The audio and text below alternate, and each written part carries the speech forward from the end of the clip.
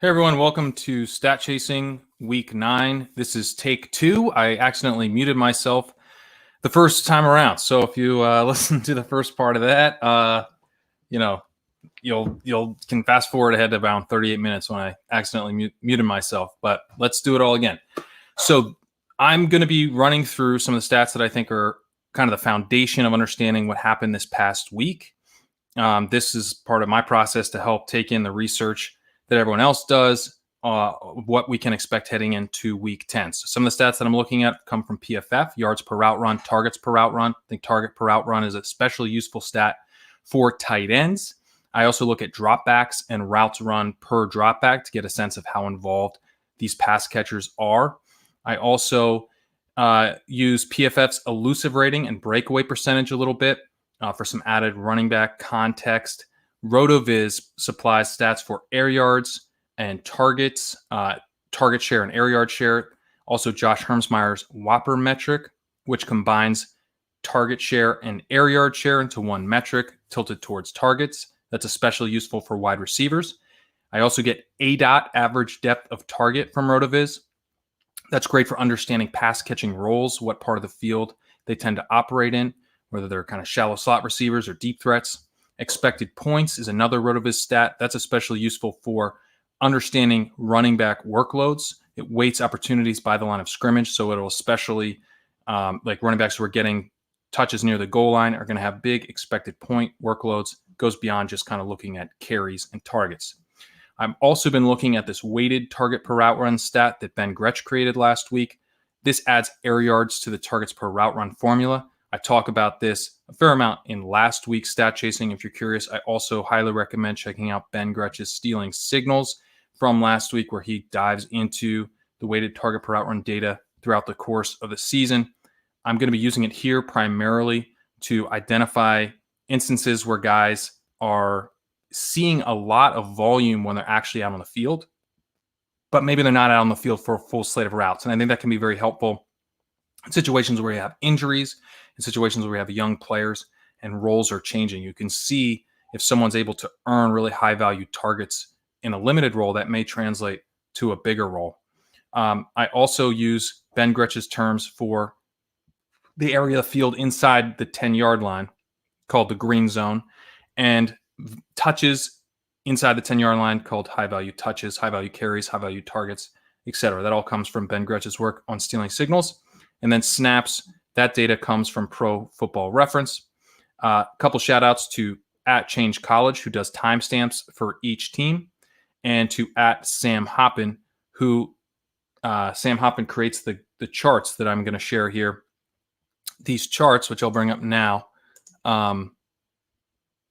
let's see. Okay. These charts are on the x-axis here, we have targets per route. And then on the y-axis, we have routes per team drop back. So we want guys that are running a bunch of routes that are up here, kind of above this line, is like a handy threshold here, where you typically want to see a full-time player. And then we want players who are being targeted at a high rate as well. There's no one on the Cardinals this week who really is in the portion of the chart that we most want to see, but Christian Kirk almost got there. Guys like Christian Kirk and Andy Isabella typically pop in this type of chart, because if a guy like Andy Isabella, who's being targeted at a high rate but not running full slate of routes, were to see more routes, he would be very interesting. And we have seen that at times this year when he's actually gotten more opportunities. He's produced. Guys like Larry Fitzgerald, who are just week after week running a lot of routes but not being targeted at a high rate, tend to be some of those dustier players, guys that you want to tend to avoid. I don't like betting on these players to all of a sudden get targeted at a high rate when week after week we see them not getting those targets, even though they're out on the field and have the opportunity to earn the target. So I'd rather bet on guys who might get more playing time and have been getting targets in limited playing time than guys who are already getting a bunch of playing time and haven't shown an ability to get targets. So this chart can really highlight that. It also shows us the air yards percentage written out here in parentheses, but also the size of the dot here correlates to the air yard share. So Christian Kirk, very close to the ideal here. Would like to have seen him run a few more routes, but otherwise, a very strong week, which we'll get to. And we can go ahead and get into Arizona. So At running back, Chase Edmonds played on 96% of snaps. He had 25 attempts, 3 targets, and 16.2 expected points. This was kind of the ideal outcome for Chase Edmonds from a workload perspective. It all kind of broke the way Chase Edmonds owners wanted it to. He was a true workhorse, 96% of snaps, 16.2 expected points. That's an elite snap share, not quite an elite workload, but pretty darn good workload. However, he left 4.4 points out on the field. That's obviously not ideal and led to him not really delivering this week in a nice opportunity without Kenyon Drake. However, if he gets a chance to run this back, I feel pretty bullish about it. And keep in mind that Kenyon Drake may not be there next year. They have, at least through one game, shown an ability to lean on Chase Edmonds, I think a lot more than even people who are bullish on Chase Edmonds thought they might. So this was actually kind of a sneaky, exciting week for Chase Edmonds. If he gets this workload again, he could have a much bigger day. DJ Foster was the running back behind him. So Pete and I were trying to figure out, do we pick up Jonathan Ward? Do we pick up Eno Benjamin? We kind of picked up both, but we did not pick up DJ Foster. Turns out both Eno Benjamin and Jonathan Ward weren't really worth adding. Ward did play in this game, but he had 0 offensive snaps. He just a special teams guy, and then Eno Benjamin was a healthy scratch. So I think Eno Benjamin can safely be dropped. Ward can as well. DJ Foster, kind of a sneaky add. He only had 7% of the snaps, but he might fill in an injury if Drake isn't back yet. So not the most interesting ad because Edmonds did have this locked up, but he wasn't efficient. So maybe DJ Foster sees a little bit more work next week. Moving to, and I should say Edmonds has been efficient this year. So it's not like we are necessarily all that concerned with the fact that he was inefficient. It would just be, does this lead to the Cardinals not giving him that full workload? I probably think not. I think he probably gets another chance with that, but we'll have to see. At wide receiver, this was a down game for DeAndre Hopkins. He ran a route on 94% of dropbacks, but had just a 12% target share, a 10% air yard share, a .24 whopper, targeted only 10% of his routes. He was in his typical role. He had an 8 out of 8.3. It's not like he was used in some weird way. He just wasn't getting the targets in this game. On the season, still pretty heavily involved, has a whopper of .64. This is a high volume offense, fast-paced offense. So I wouldn't sweat this too much. He's still getting a pretty big share of an offense we want parts of. But this was a very clear floor game, and I do wonder if he's fully healthy right now. Larry Fitzgerald in this game had a route run on 84% of dropbacks, a 19% target share, 22% air yard share, a whopper of .44, and a 10.8 yards per target. Fitzgerald was on bye week for Halloween, so he picked this week to rise from the dead. Very sorry if you heard that joke twice. I did include that first go round as well. But Larry Fitzgerald, in all seriousness, I mean, this was a pretty good week, 10.8 yards per target. He's probably not going away. And for Andy Isabella in particular to really do much, he needs Larry Fitzgerald to go away, right? And Larry Fitzgerald wasn't great in this game, still not earning targets at a very high rate, but was pretty good with the targets he got.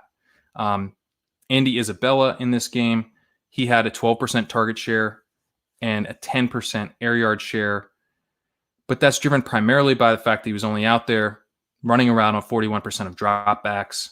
He was targeted at a decently high rate, but he's just not out there enough to really be that interesting. Christian Kirk was kind of in between, where unfortunately he wasn't out there for a full slate of routes. So would have liked to see him up in that kind of 85-90% range, but he only ran a route on 75% of dropbacks.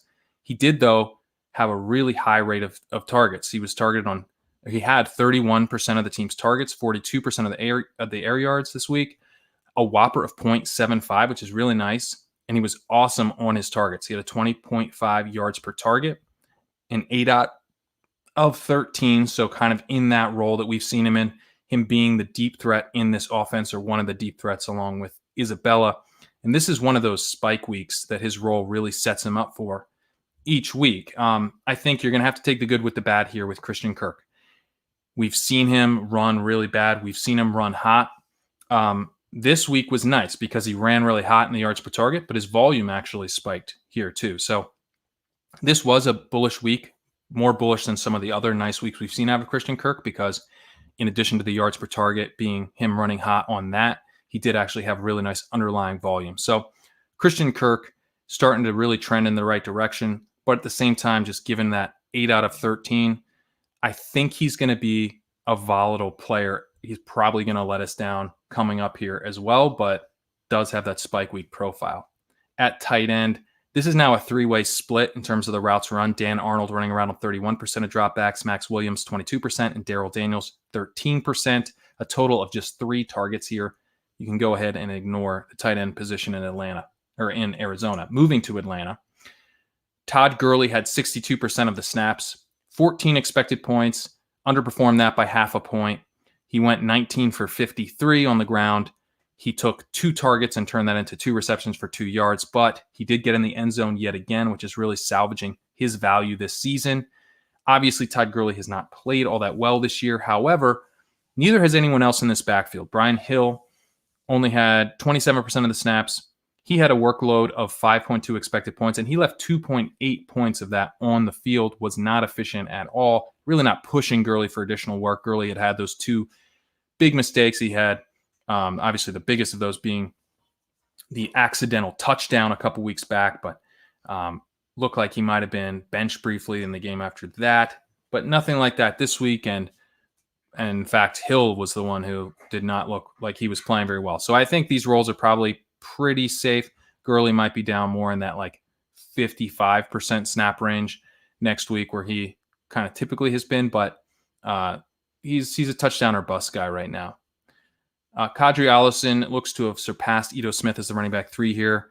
Healthy scratch again for Ito Smith, but Allison did not have a touch, played just 7% of the snaps. Not sure really means that much, but Allison is the running back 3 here for what that's worth. At wide receiver, at wide receiver, Julio Jones, we thought he was going to smash this week. We thought that Julio Jones would be in that kind of ideal role. And there were a couple wide receivers in this role, which we'll get to. But one of the best roles that a wide receiver can be in is when they're getting targeted really deep downfield, or at least, 13, 14 yards downfield on average, and they're getting a ton of targets, right? That's where you rack up those monster whoppers where you can actually have a whopper up above 1, which is pretty rare, but you will see it happen a few times a week usually. And that was the setup here for Jones, because with Calvin Ridley out, what we had seen last year was Christian Blake had taken on that Calvin Ridley role. We know that Russell Gage kind of plays his slot man role consistently. When he's out, Brandon Powell comes in and fills in for Russell Gage. And when Julio Jones is out, Olamide Zaccheaus plays for Jones. But the thought was that Blake would play a lot of snaps here and that we would see him kind of not really add much to the offense, and the offense have to run through Julio Jones. Well, what actually happened is that Julio Jones obviously was out there all the time, and he had decent volume. He was out there on 92% of dropbacks running a route. He had 20% of the targets and 17% of the air yards. He had a .42 whopper, not terrible, but he ran much shallower than usual. He had an 8.4 ADOT, and he scored an easy touchdown, which is basically what we're used to seeing from Calvin Ridley.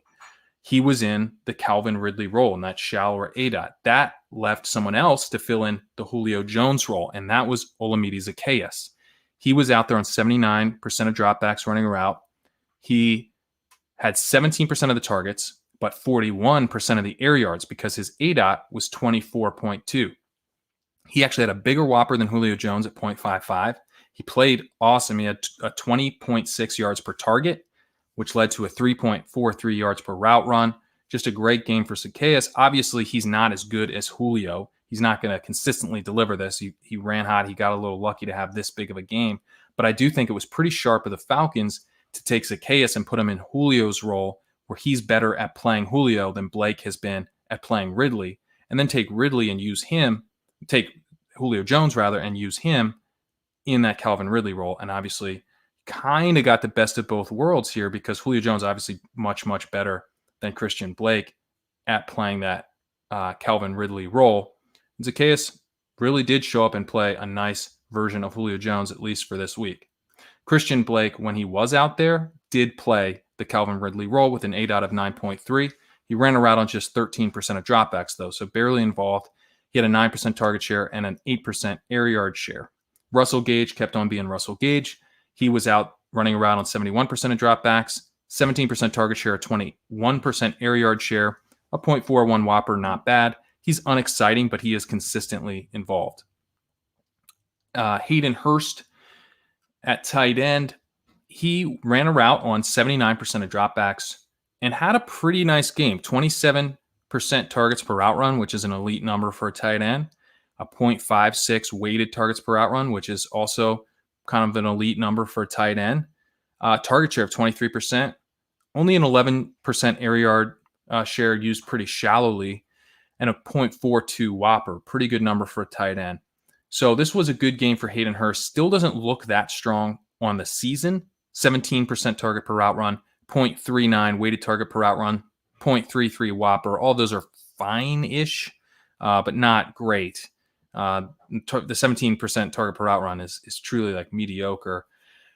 But, he can help soak up volume, I think, when a guy like Calvin Ridley is out. Or if Julio Jones had been out, he could potentially help soak up volume. But when everyone's healthy, I have trouble getting all that excited about Hayden Hurst. Moving to Baltimore. J.K. Dobbins, he was out there on 56% of snaps. That's down from last week's 66%, but still played well ahead of Gus Edwards overall. Edwards, he had 38% of the snaps. However, the expected points in this game tell a different story. Edwards had the much stronger workload with 17.8 expected points. Dobbins at just 9. Both of these guys were inefficient. Edwards left 6.3 points on the field and Dobbins left 3.5 points on the field. And I think this was primarily driven by green zone carries, both the inefficiency and the workload difference. Edwards did get in the end zone here, but he had 5 green zone attempts to get in once. So that explains kind of how he had such a strong workload compared to Dobbins with those 5 green zone attempts, and also why he left 6.3 points on the field.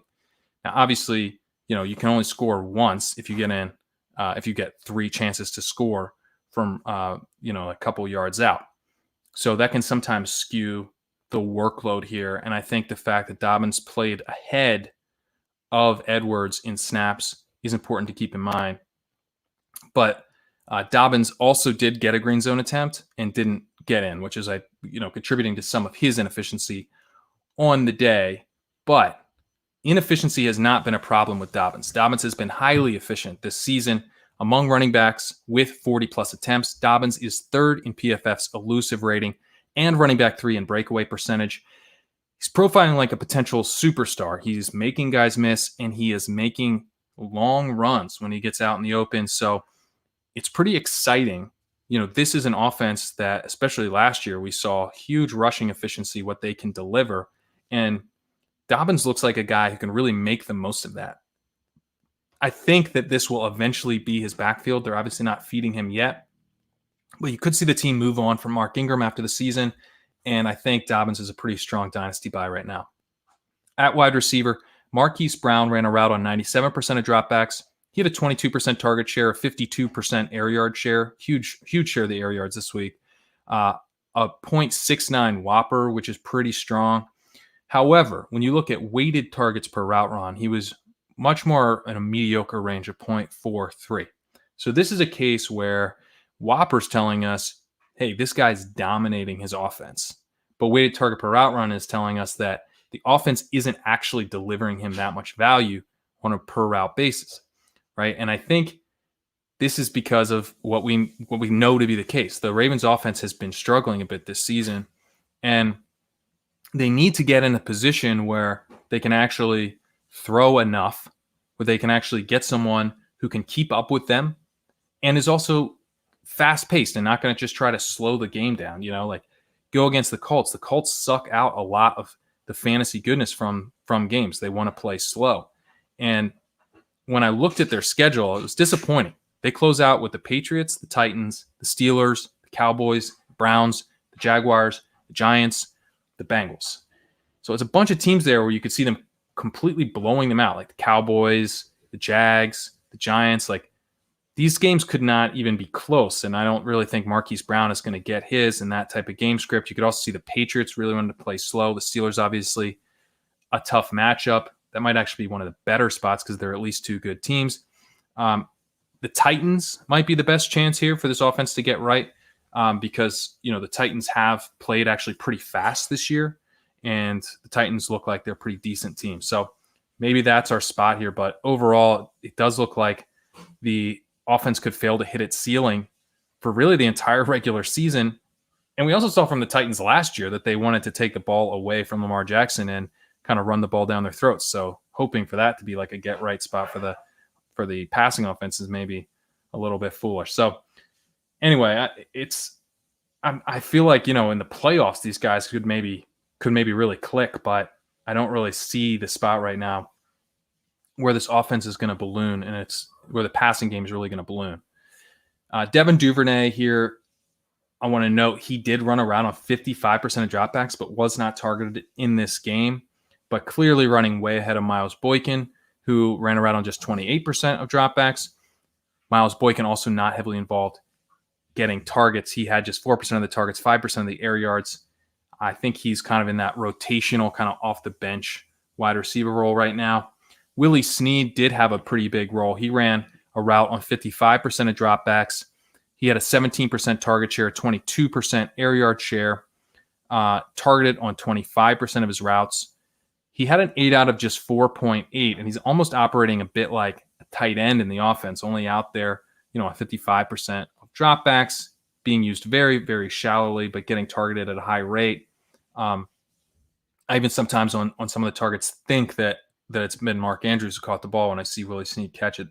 So a little bit frustrating because we need that tight end type of target to go to the tight ends, because not only has Mark Andrews disappointed his owners, of which I am definitely one, but also now we're seeing Nick Boyle be more involved. Nick Boyle ran around 62% of dropbacks.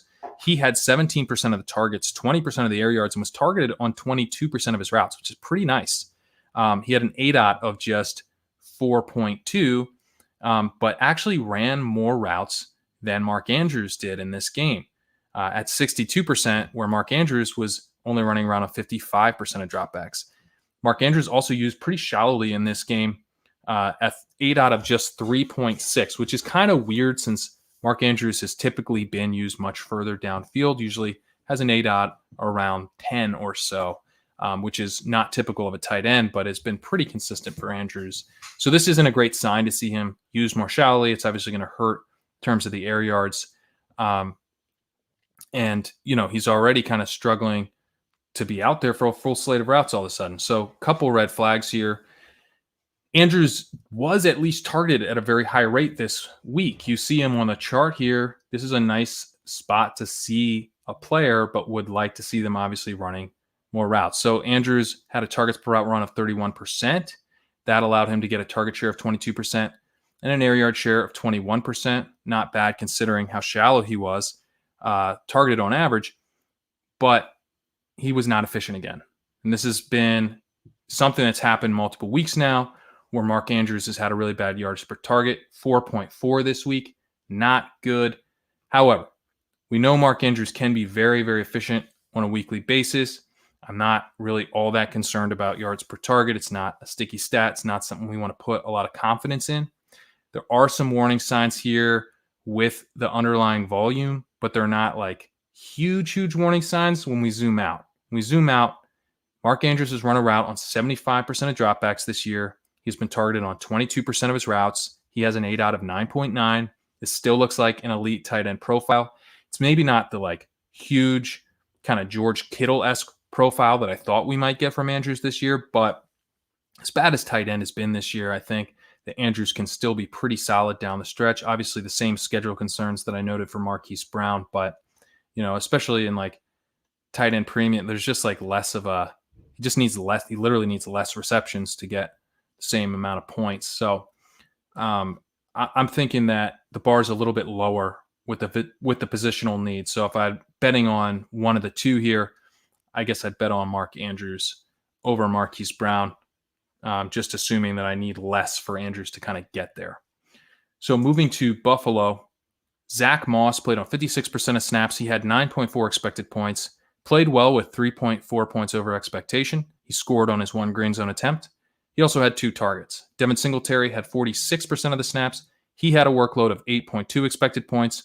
He left 1.8 points on the field, did not score on his one green zone attempt, but he had 3 targets. So looks like an even split. I think the workload is a little bit misleading here in terms of like, or not the workload, but the efficiency. Like Moss scores on his one green zone attempt. He looks efficient. Devin Singletary doesn't. He looks inefficient, but it's basically a 50-50 split, slightly leaning towards Moss, both in the snaps and the expected points, but nothing crazy. Both guys not really getting all of that much work. And this was a game that had a lot of scoring to go around. So both guys looking like flex options. They're kind of cannibalizing each other a little bit. At wide receiver, man, it was almost the perfect week for Stephon Diggs. I obviously highlighted him last week, was very, very excited about what we might get with Diggs having this huge share of the offense and now facing Seattle, where you could see the passing offense really get right. And they did get right. It was a great spot for Josh Allen. And it was almost an awesome spot for Stephon Diggs. He had 32% target share, 38% air yard share, and a .72 whopper while running a route on 98% of dropbacks. Elite volume and fantastic game environment. And Diggs had some pretty quality fantasy production. He went 9 receptions for 118 yards on 12 targets, but unfortunately he did not get in the end zone. And we had some weird stuff here where Isaiah McKenzie stole a touchdown. Isaiah McKenzie only ran a route on 16% of dropbacks. Kind of fluky, kind of weird. Tyler Kroft, who only ran a route on 23% of dropbacks, also stole a touchdown. So kind of some bad luck here, I think, for Diggs. What could have been a much bigger game if he had gotten those touchdowns. But, still, you do want the guys who have elite volume heading into spots where the offense is going to balloon. John Brown had a pretty nice game as well. He ran a route on 86% of dropbacks, had a 29% target share, 26% air yard share, and a .62 whopper. All pretty good numbers. An ADOT of 8.1. Brown has been pretty uninvolved on several weeks this season, except on like wide receiver screens. So we've seen at times his ADOT be weirdly low. It's nice to see that it wasn't weirdly low. Still not super high. I mean, sometimes, with a guy like John Brown, you would imagine that the ADOT might be more like at least 12, maybe 13, 14, 15 even. But he does get used more shallowly on those wide receiver screens, which obviously will bring that average down a little bit. But seeing it at least be up at 8 makes me think he's getting closer to 100% health. And he had, pretty much like wide receiver 1-ish volume in this game. So definitely an encouraging sign for John Brown. Cole Beasley in this game, he had a down game as John Brown, getting back closer to full health and probably hurting Cole Beasley's opportunities as a result. Beasley was out there a lot. He ran around 72% of dropbacks, but had just an 8% target share, 10% air yard share, a .19 whopper. Brown returning to health is likely to impact Beasley negatively going forward, I think. Gabriel Davis, interesting because Davis, he was running a lot more routes when Brown was injured, and now he's running less routes. So, you'd think that be a little bit less interesting. But I actually am getting kind of more excited about Gabriel Davis in this smaller role, because what we were seeing from Davis when he was out running a ton of routes is that maybe he wasn't ready for that big of a role at that time. He was really not getting targeted. He was looking more like a Jonathan Hightower, or like a JJ Arcega-Whiteside did last year, where, he's out there, but he can't get targeted. Now, in this smaller role, and he ran a route on 40% of dropbacks this week, so less than a halftime player, he was targeted at a very high rate, and this is something we saw last week. It was only a couple targets last week, so it was hard to know if we could take that much away from it. But we saw the same thing again this week, where he was targeted on 26% of his routes. He had a weighted target per route run of 0.68, which led the team. He had 13% of targets, 16% of air yards, a whopper of 0.31. He also scored a touchdown that was incorrectly called out of bounds. The Bills didn't challenge it, but had they challenged it, it would have been ruled a touchdown. So that was a bit of a bummer that he didn't get credit for that. But, I would say he's kind of right now the the Bills version of Andy Isabella. And, probably pretty similar in the sense that he's getting targeted at a high rate now when he's out on the field. And you could see his role increase next season because the Bills, they could end up getting rid of John Brown in the offseason. And you could obviously see Larry Fitzgerald retire. But I'm maybe even a little bit more excited about Davis now because the Bills seem more excited about Davis than the Cardinals do about Isabella. At tight end, I mentioned that Tyler Kroft only ran a route on 23% of dropbacks. That's because there was a three-way split here. Dawson Knox ran a route on 19% of dropbacks, and Reggie Gilliam ran a route on 13% of dropbacks. Kroft got the touchdown, but don't buy into that. None of these guys are usable right now with this three-way split. In Carolina, Christian McCaffrey was back. 71% of snaps, massive 27.7 expected point workload. He had 2 green zone rushes in this game and a green zone target. He had a total of 10 targets. He had 18 attempts. This was not some rotation with Mike Davis. However, as I'm sure you saw, he did injure his shoulder at the end of the game. Expected to miss a little bit of time, potentially may miss week 10, looking day to day. So keep your eye on him. He's also efficient in this game, by the way. He added 9.1 points in efficiency. So he was really back to being himself. Hopefully he gets over the shoulder injury quickly. Mike Davis was out there on 31% of snaps. He had 8.8 expected points. He played fine. He basically delivered right at that expected point workload. And, obviously we've seen that he can be quite valuable. Week 10, they play Tampa Bay, not the best matchup, but if he has that Christian McCaffrey role for another week, no one's complaining if they have Mike Davis. At wide receiver, Robbie Anderson ran a route on 94% of dropbacks. He had a 30% target share, a 41% air yard share, a borderline elite wide receiver one type of week here with a 0.73 Whopper.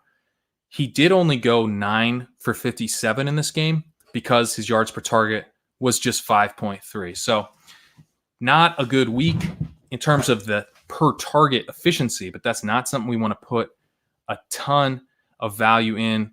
And we know Anderson can play. We know he can be really efficient in this offense. So actually a pretty bullish week for Robbie Anderson. When we look at the underlying volume, you can see here in the chart, he looks exactly like what I said we were looking for. We want guys who are running a bunch of routes, getting targeted at a high rate, and have solid air yards to go with that. He's got it all. So it actually was a pretty strong week for him. It was not a strong week for DJ Moore. He was out there all the time. He actually was out there even more than Anderson, running around on 96% of dropbacks. But just 7% of the targets, 6% of the air yards, and a whopper of just 0.15, which is not good at all. He had an ADOT here of 5.7. So one of the excuses that we were making for Moore is, hey, he's being used as the deep threat. He's going to be kind of in that Christian Kirk mold where, yeah, he's going to be inconsistent, but when he hits, he's going to hit big. Well, he wasn't used deep this week. He was used shallow, and he still wasn't involved. It's getting a little bit concerning for DJ Moore. How concerning? Well, maybe not that concerning. His Whopper for the season is still 0.56. That's pretty strong. I'll get to this in a minute, but that is where Allen Robinson is, 0.56. And you'd arguably rather have the guy in the Panthers offense instead of the Bears offense. Now, it's been worse over the last few weeks, and that is what is making me a little bit more squeamish on Moore, because it's not just that on the season he's at a 0.56 Whopper while Anderson is clearly ahead of him at a 0.68 Whopper. I'd rather have that be flipped and have Moore have the 0.68 Whopper, but I could live with 0.56. But the problem is that Curtis Samuel's now starting to come on here, and this had been an offense where we could rely on Moore and Anderson to really just be splitting up the downfield work. Well, Samuel is getting involved in that in a way he really hadn't been early in their season. Samuel in this game ran a route on 74% of dropbacks. He had a 20% target share, 23% air yard share, and a Whopper of 0.47. I think he's kind of hard to trust as a play on his own, although if he keeps getting these high-value rushes, he's a totally fine flex option. But Moore, I'm thinking of him as someone who's just going to be a thorn in DJ Moore's side if this continues. But, it's certainly not out of the question that he ends up hurting Robbie Anderson one week, and DJ Moore comes surging back here. But as it stands right now, Robbie Anderson really does look like the wide receiver 1 in the offense, Moore the wide receiver 2, and Samuel a semi-interesting wide receiver 3.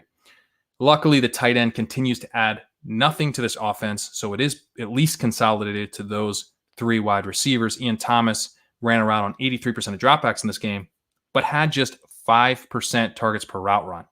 He's out there every week doing this. This is like, we see this every week, but he never gets targeted. 83% of dropbacks is actually a pretty high rate to run routes for a tight end, but he gets targeted so infrequently. You can safely avoid Ian Thomas. In Chicago, David Montgomery suffered a concussion in this game. Before leaving, he had 65% of the snaps. He had 1 green zone rushing attempt, a solid workload of 12.4 expected points. He was very inefficient, though, on that workload, leaving 5.2 points on the field, including a fumble return for a touchdown here. Ryan Nall played on 13% of the snaps. He had a workload, though, of 7 expected points, pretty solid, and added 6.5 points to that, scoring a 6-yard reception, turned that into a touchdown. He's basically a fullback, Ryan Nall, so I don't really expect him to push Montgomery for snaps if Montgomery's back healthy. But you have to think that the Bears are one of the likeliest teams in all of the NFL to add a running back this offseason, whether that's through the draft or through free agency. I can't imagine they're happy with what they're getting out of the running back position right now from David Montgomery. At wide receiver, I mentioned Allen Robinson has that same 0.56 whopper this season, partly because he did have a down game this week. He did run a route on 98% of dropbacks out there for, full slate of routes, but target share of 19%, air yard share of 24%, a whopper of 0.45. It's not terrible, but not a super, super strong week from Allen Robinson. Isn't really dominating like a true wide receiver 1 the way, you kind of think of him. I certainly, when I think of Allen Robinson, I think his whopper will be more like 0.65, 0.66, kind of up in that clear wide receiver 1 territory, but it's much kind of more where you can even see a guy like DJ Moore in the wide receiver 2 range. Allen Robinson not really getting the full alpha treatment. Darnell Mooney, part of the reason why. He ran around on 88% of dropbacks. He had a 23% target share in this game, 36% air yard share, and a 0.6 whopper. He has this week he had an 8 out of 10.6, so he wasn't a pure deep threat, which you would expect him to be, but he was used to kind of a little bit more on the intermediate level too in this game. Still led the team in air yards despite not being a pure deep threat in this game. He's kind of turning into a little bit of an asset. I think he's a bit capped. He's a very small wide receiver, very slender wide receiver. So, I don't think he's going to turn into like a superstar. And obviously the quarterback plays a major concern in Chicago.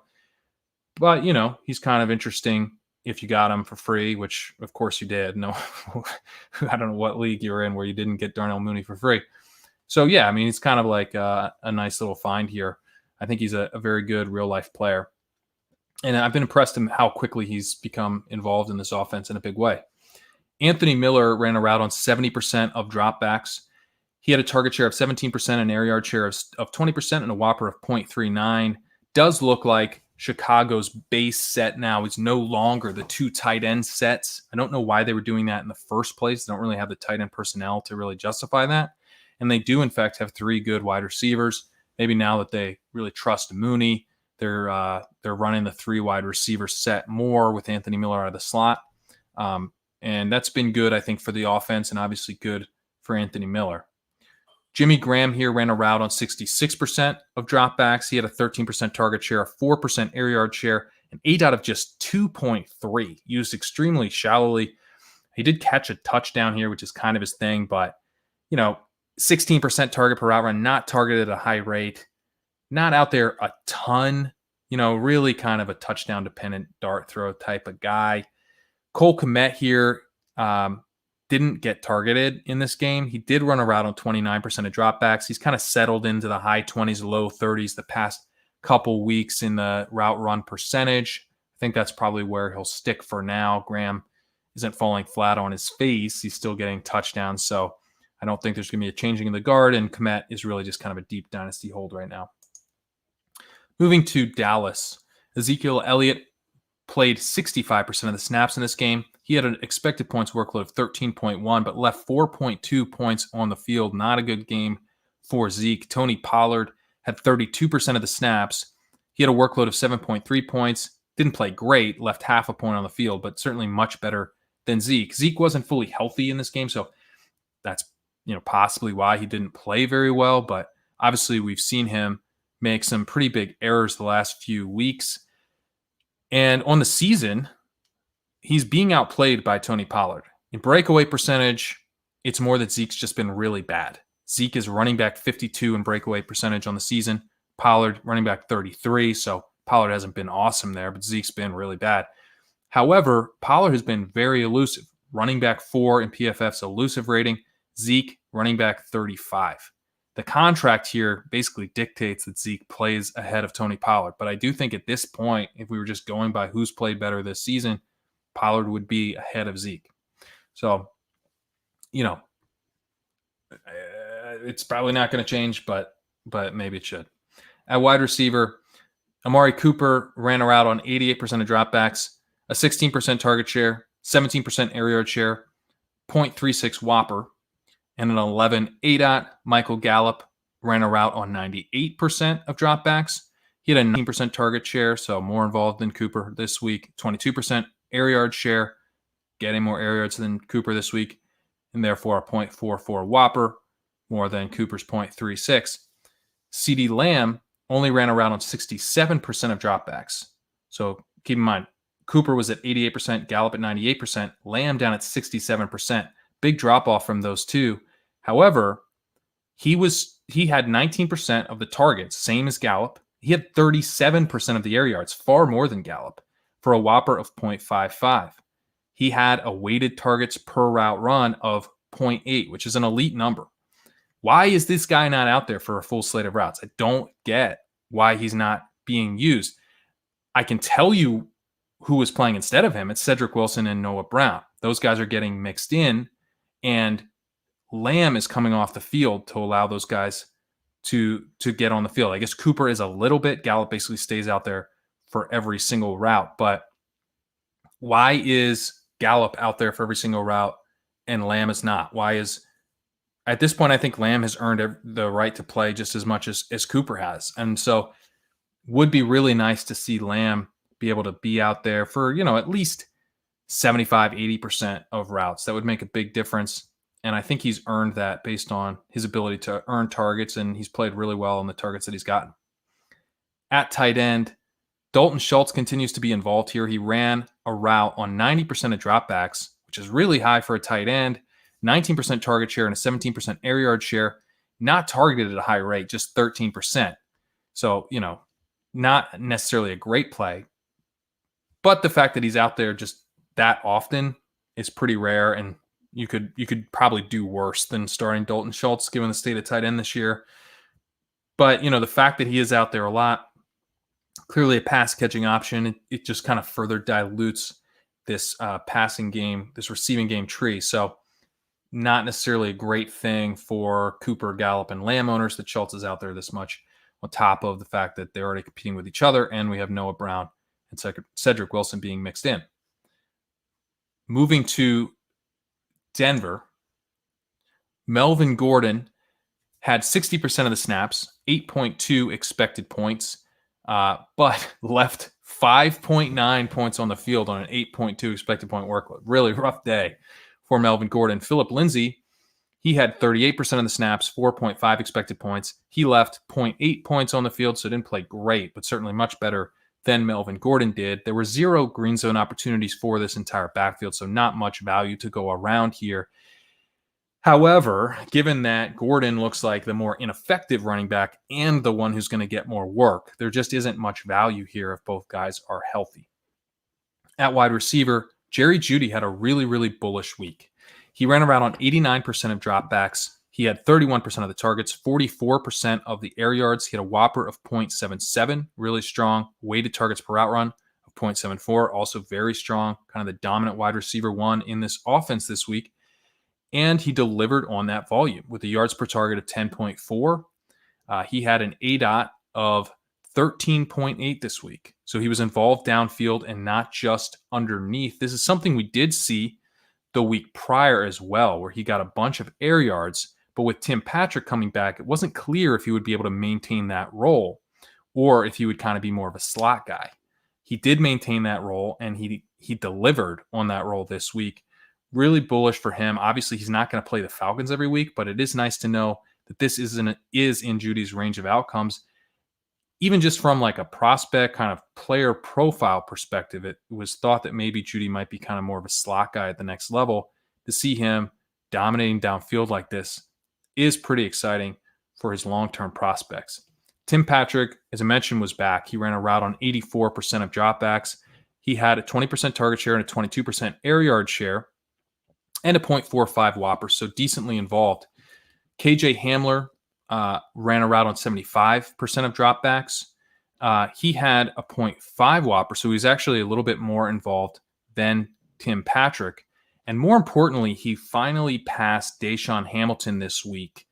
Deshaun Hamilton and Hamler had been kind of splitting up the wide receiver 3 role, and Hamilton only ran a route on 31% of dropbacks this week, with, again, Hamler at 75%. So a big difference there. Hamler was also pretty efficient. He had a 1.83 yards per route run this week. So I think we could continue to see his role grow. It's possible that he continues to the point where he even presses Tim Patrick a little bit for playing time and sees his routes get up into the 80s and maybe Patrick scale back. So keep your eye on KJ Hamler's routes run. At tight end, Noah Fant tweaked his ankle in this game. Definitely watch his practice reports this week. He was out there a fair amount. He ran around 65% of dropbacks. Just a 7% target share, though. An 8 out of 1.7.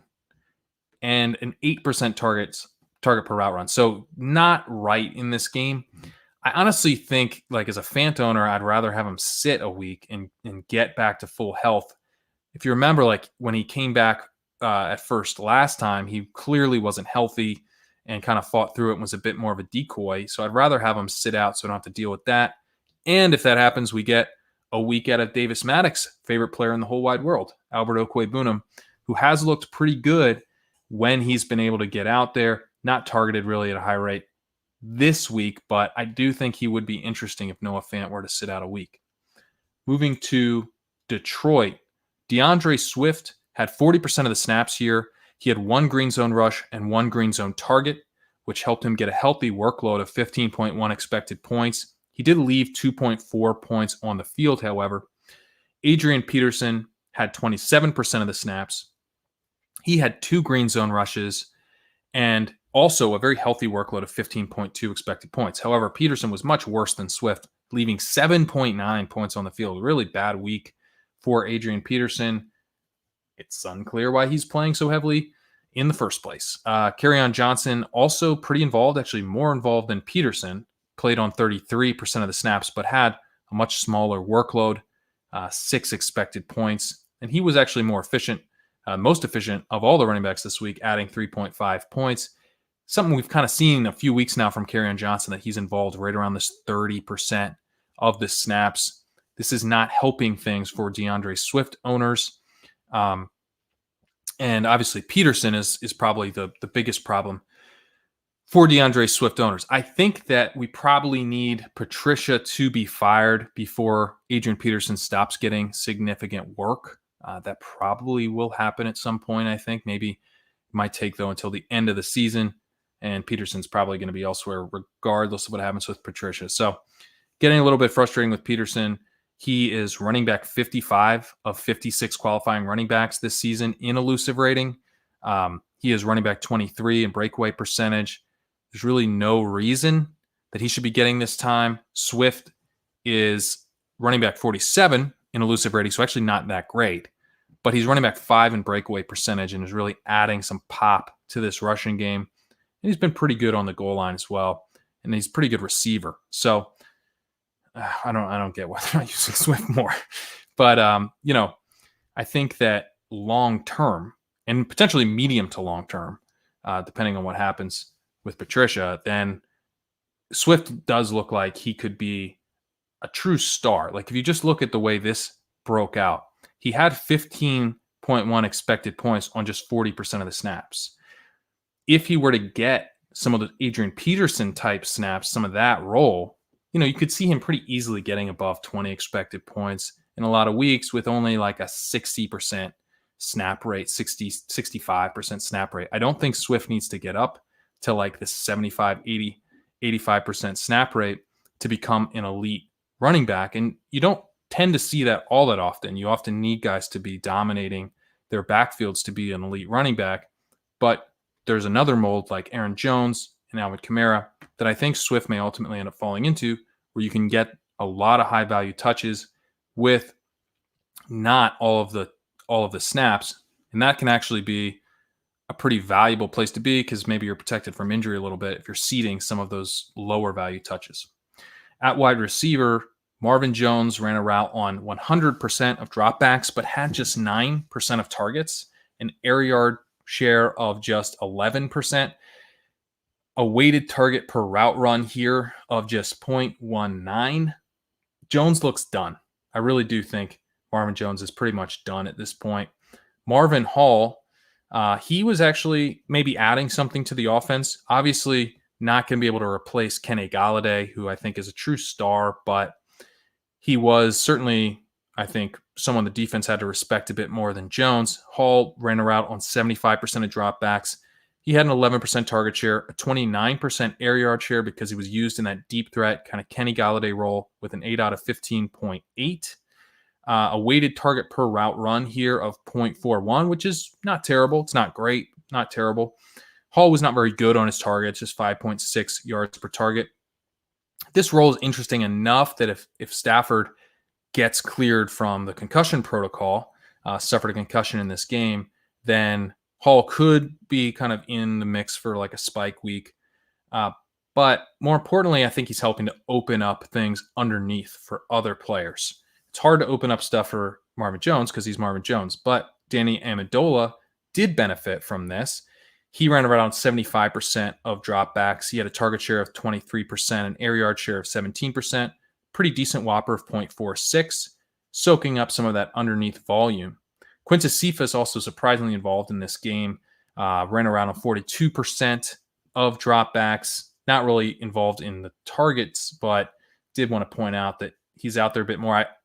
I hope not at the expense of Marvin Hall, because I think Marvin Hall is much more important to the offense. And we saw Cephas in that Kenny Golladay role earlier in the season, and he was not good at it. So unclear to me why he was out there as much as he was. At tight end, I think TJ Hawkinson probably benefited from what Marvin Hall was doing and Marvin Hall's inability to draw targets the way Kenny Golladay can. Hawkinson had a really nice game here from a target per route run perspective and a weighted target per route run perspective. 25% target per route run, 0.57 weighted target per route run. Both are elite numbers for a tight end. But Hawkinson was not out there for a full slate of routes. He only ran a route on 67% of dropbacks, especially with Kenny Golladay out. Would have really liked to see him around 80%, at least kind of 75%. They needed playmakers in this game. I don't really understand why he was not out there more. I just talked about the running backs. I don't really trust this coaching staff to deploy their players in a way that makes sense. We'll have to see if this changes with Hawkinson. He really should be out there more often. In Green Bay, we weren't even sure if Aaron Jones was going to play in this game. And then it was like, well, they might have to start Dexter Williams. And I think that must have contributed to Aaron Jones starting and playing, because they hate Dexter Williams. They just they're not gonna lean on Dexter Williams. Aaron Jones was out there. He played 61% of the snaps. He had a 14.2 expected point workload, not huge, but certainly bigger than we would have expected heading into the game, given that it looked like he might not even play or might be kind of a decoy. He left 1.3 points on the field. It's not great, but not terrible either, considering the circumstances. Tyler Ervin, who had previously basically been a wide receiver, had 33% of the snaps, and 12.8 expected points. Pretty solid workload for him. Shows you what kind of day it could have been had Aaron Jones been able to consolidate more of that work for himself. Irvin wasn't very good either, left 1.6 points on the field. Dexter Williams played 6% of the snaps, had just 0.9 expected points, leaving 0.1 on the field. So really just not involved. Now with Jones back, didn't have any setbacks, looking like a pretty awesome play next week against the Jaguars. At wide receiver, Sam really was struck by this. Look at this chart that for Davante Adams. Pretty wild stuff here. Davante Adams had 70% of the air yards in this game, targeted at a very high rate. He ran a route on 91% of dropbacks, had a 40% target share, 70% air yard share, a whopper of 1.09. But keep in mind, he did that while not even running 99, 100% of routes. Only 91%, which is a lot. But like, he had just this absolutely dominant share. So his weighted target per route run was 1.1, which is really, really high for that metric. Truly elite wide receiver production. Used deeper downfield this week with an 8 out of 13.1, but still operating as a clear number one, still dominating targets. This is that deadly combination that I was talking about before. This is what we were hoping we might get from Julio Jones. We did see it from Davante Adams, where he's getting targeted on average pretty deep downfield, basically a deep threat with a ton of volume. Obviously, when you can get that and you can actually deliver on that, it can turn into huge, huge weeks. Marquise Valdes-Scantling, always kind of in this same role. Very, very consistent. One of the most consistent wide receivers in the entire league. He runs a high percentage of routes. This week he ran around 94% of dropbacks. He was targeted on 13% he had 13% of the Green Bay Packers targets. He had 25% of their air yards though, and that's something that kind of recurs every week where he gets targeted. He's the deep threat. He's just the consistent deep threat. 13.8 ADOT this week, very consistently in the deep threat role. Obviously getting in the end zone a couple times. So strong week for MVS, but you can pretty much count on him to be in this role. Darius Shepard ran a route on 42% of dropbacks, had a whopper of just 0.04, essentially not involved. I think Allen Lazard, when he gets back, will build on this role, but don't think that he can really displace Marcus Valdes-Scantling for his role. He's really locked in that deep threat role. I think that Lazard will operate as a wide receiver 3, essentially.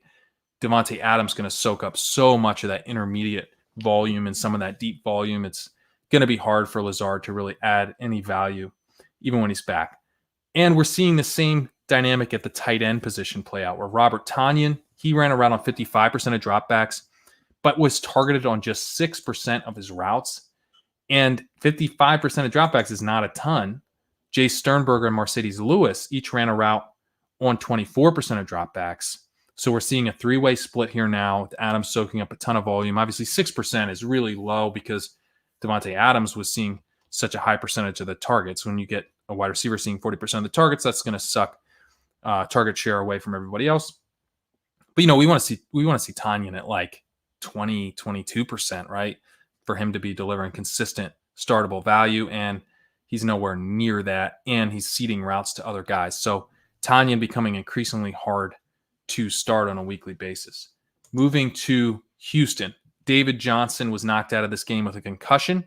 His snaps didn't seem to be listed correctly in this game, so skipping that, but had just 2.2 expected points, so knocked out before he could really get any kind of meaningful work. Duke Johnson in this game had a workload of 16.3 expected points and did pretty good on that workload.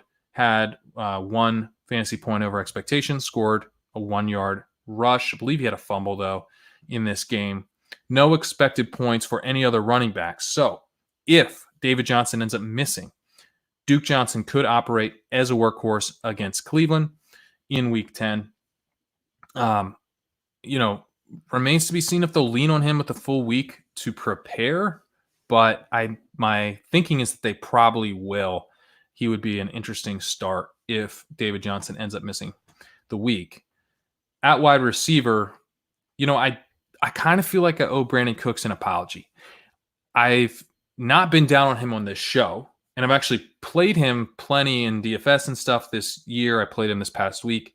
The week that my best week this year, I had Brandon Cooks in the lineup. So, I certainly haven't been like doubling down on not liking Cooks, but in the draft process, I did not like Cooks. And in August and in all of our high stakes drafts, pretty much avoiding Cooks, not interested in him at all. Part of it was the health concern, the concussion concern, and that's still there. But man, he has a lot more left than I really thought he would. Changing teams, thought he wouldn't necessarily be able to get a big amount of volume in this offense. And he has now established himself as kind of the co-wide receiver one in this offense. And not now. I mean, it's been that way for weeks. But I think this game really brought it up to even because Cooks had the higher whopper for a few weeks. But we knew with Will Fuller, he had that game where he wasn't really healthy and wasn't really out on the field running routes for a fair amount of the game. And so when you looked at it on a per target basis, Fuller had been ahead until this week. They're now tied because Brandon Cook, he ran around on 98% of dropbacks, 30% target share, 44% air yard share, a 0.76 whopper, really, really strong whopper, operated as a clear wide receiver one this week ahead of a healthy Will Fuller, who ran a route on 95% of dropbacks, had a 17% target share, a 13% air yard share, and a 0.34 whopper. Bit of a down week for Fuller, although he did have that beautiful touchdown catch and run. But now on the season, Cooks expands his lead in whopper to 0.53 to Fuller's 0.49, and they're exactly tied in weighted target per route run. Truly, I think, co-wide receiver ones in the offense. Randall Cobb, he's the clear-cut wide receiver 3 in the offense. He ran around 68% of dropbacks, but I'm not sure that there's really that much value here in that wide receiver 3 role in most weeks. Tight end also not really any value here because it's split up 3 ways right now. Jordan Akins back to being the number 1 guy, but only ran around on 40% of dropbacks, had a targets per route run of 25%, which is pretty solid, but losing 33% of routes to Darren Fells, 23% of routes to Pharaoh Brown. Fells was targeted on just 15% of his routes, Brown on 11% of his. If Akins were to miss time, we've seen Fells be pretty interesting. If Fells were to miss time, then I think Akins would be pretty interesting, but as it stands, there's really no one that you want to be playing here right now. In Indianapolis, Jordan Wilkins had 34% of the snaps, 8.1 expected points, and he left 2.3 points out on the field. Nyheim Hines had 34% of the snaps. He had 5.3 expected points, added half a point in efficiency. And Jonathan Taylor only had 31% of the snaps compared to 34 for each of the other guys, but he had 2 green zone rushes. His expected point total led the backfield with 8.9 expected points, and he added 2.5 points in efficiency, but lost a fumble, which obviously was a concern for Jonathan Taylor entering the NFL. Not a great sign that he lost the fumble. Glad that he led the backfield in expected points at least, but zooming out, things don't look very good for Jonathan Taylor as a rusher. He is running back 53 of 56 in elusive rating. Meanwhile, Wilkins is running back 6. He's looked great. In breakaway percentage, it's pretty close. It's very close. Running back 37 and running back 38. So, I think in certain ways, we can kind of look to DeAndre Swift. DeAndre Swift has also not been very good in elusive rating, but he has been very good in breakaway percentage.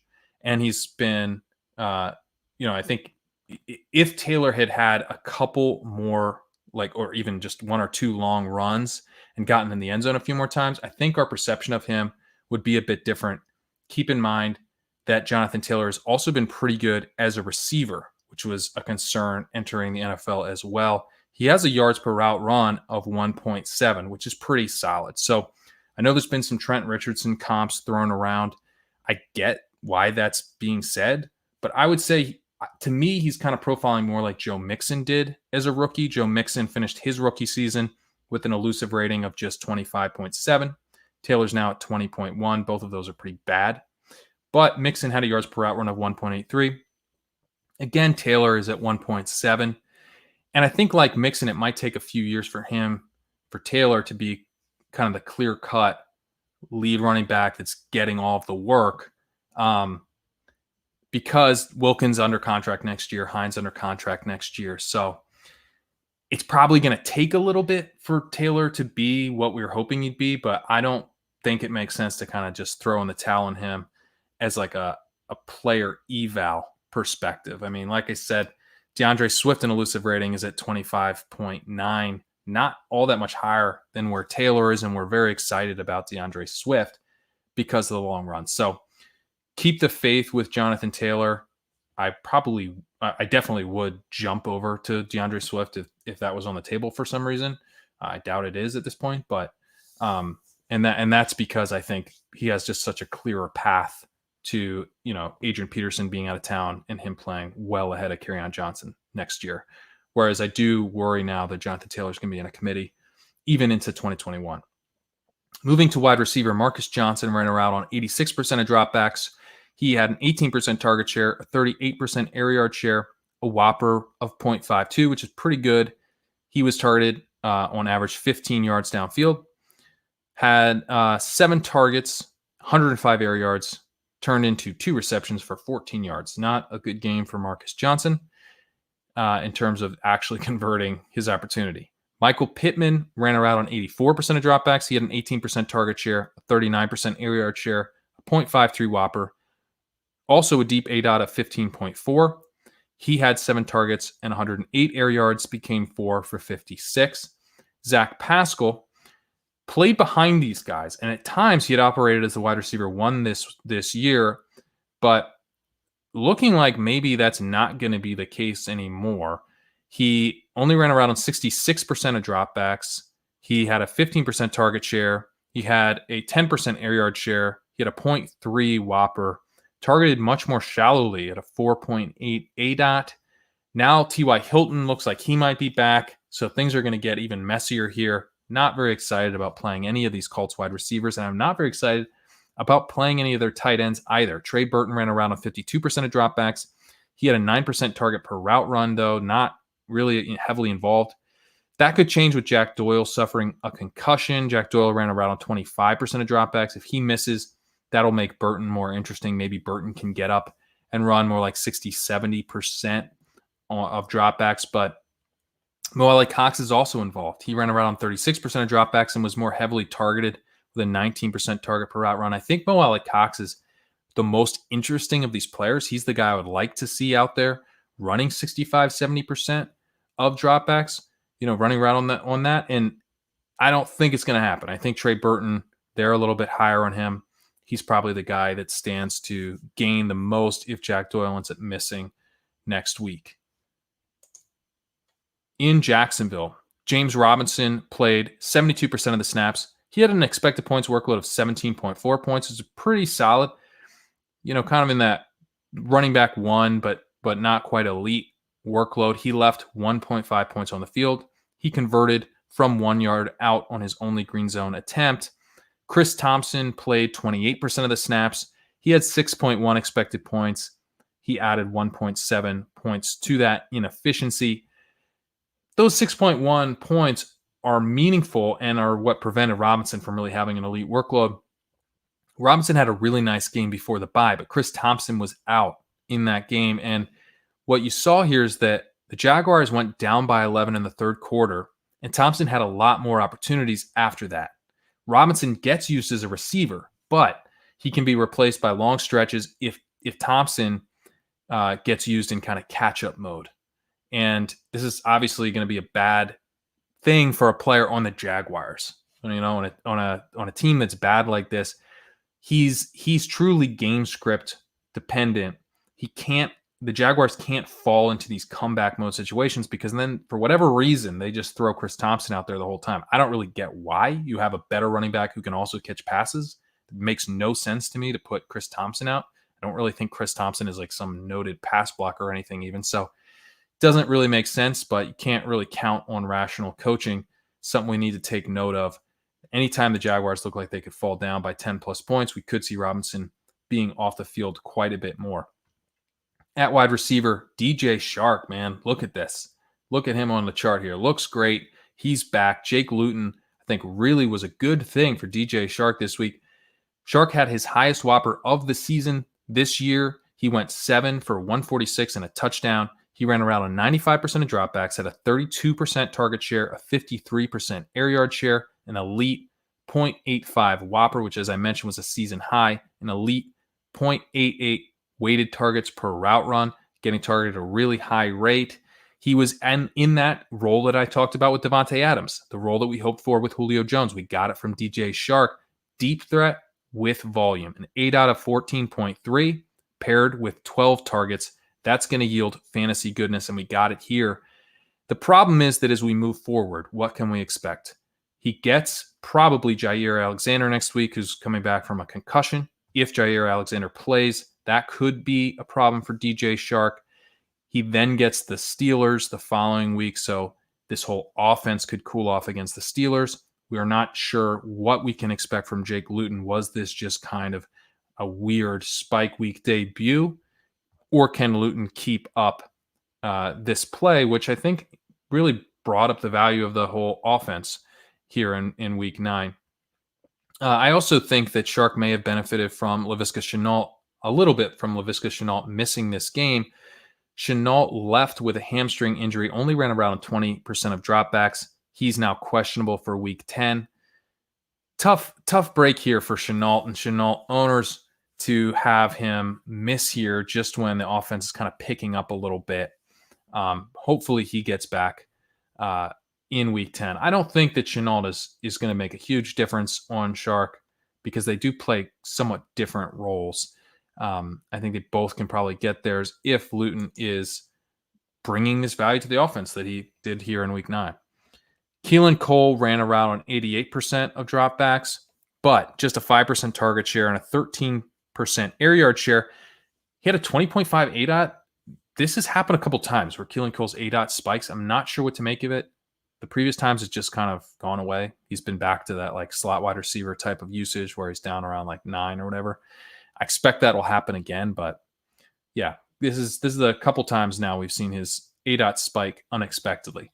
Chris Conley, I think, could potentially benefit from Shenault missing and could also potentially benefit if Jair Alexander does shadow DJ Chark.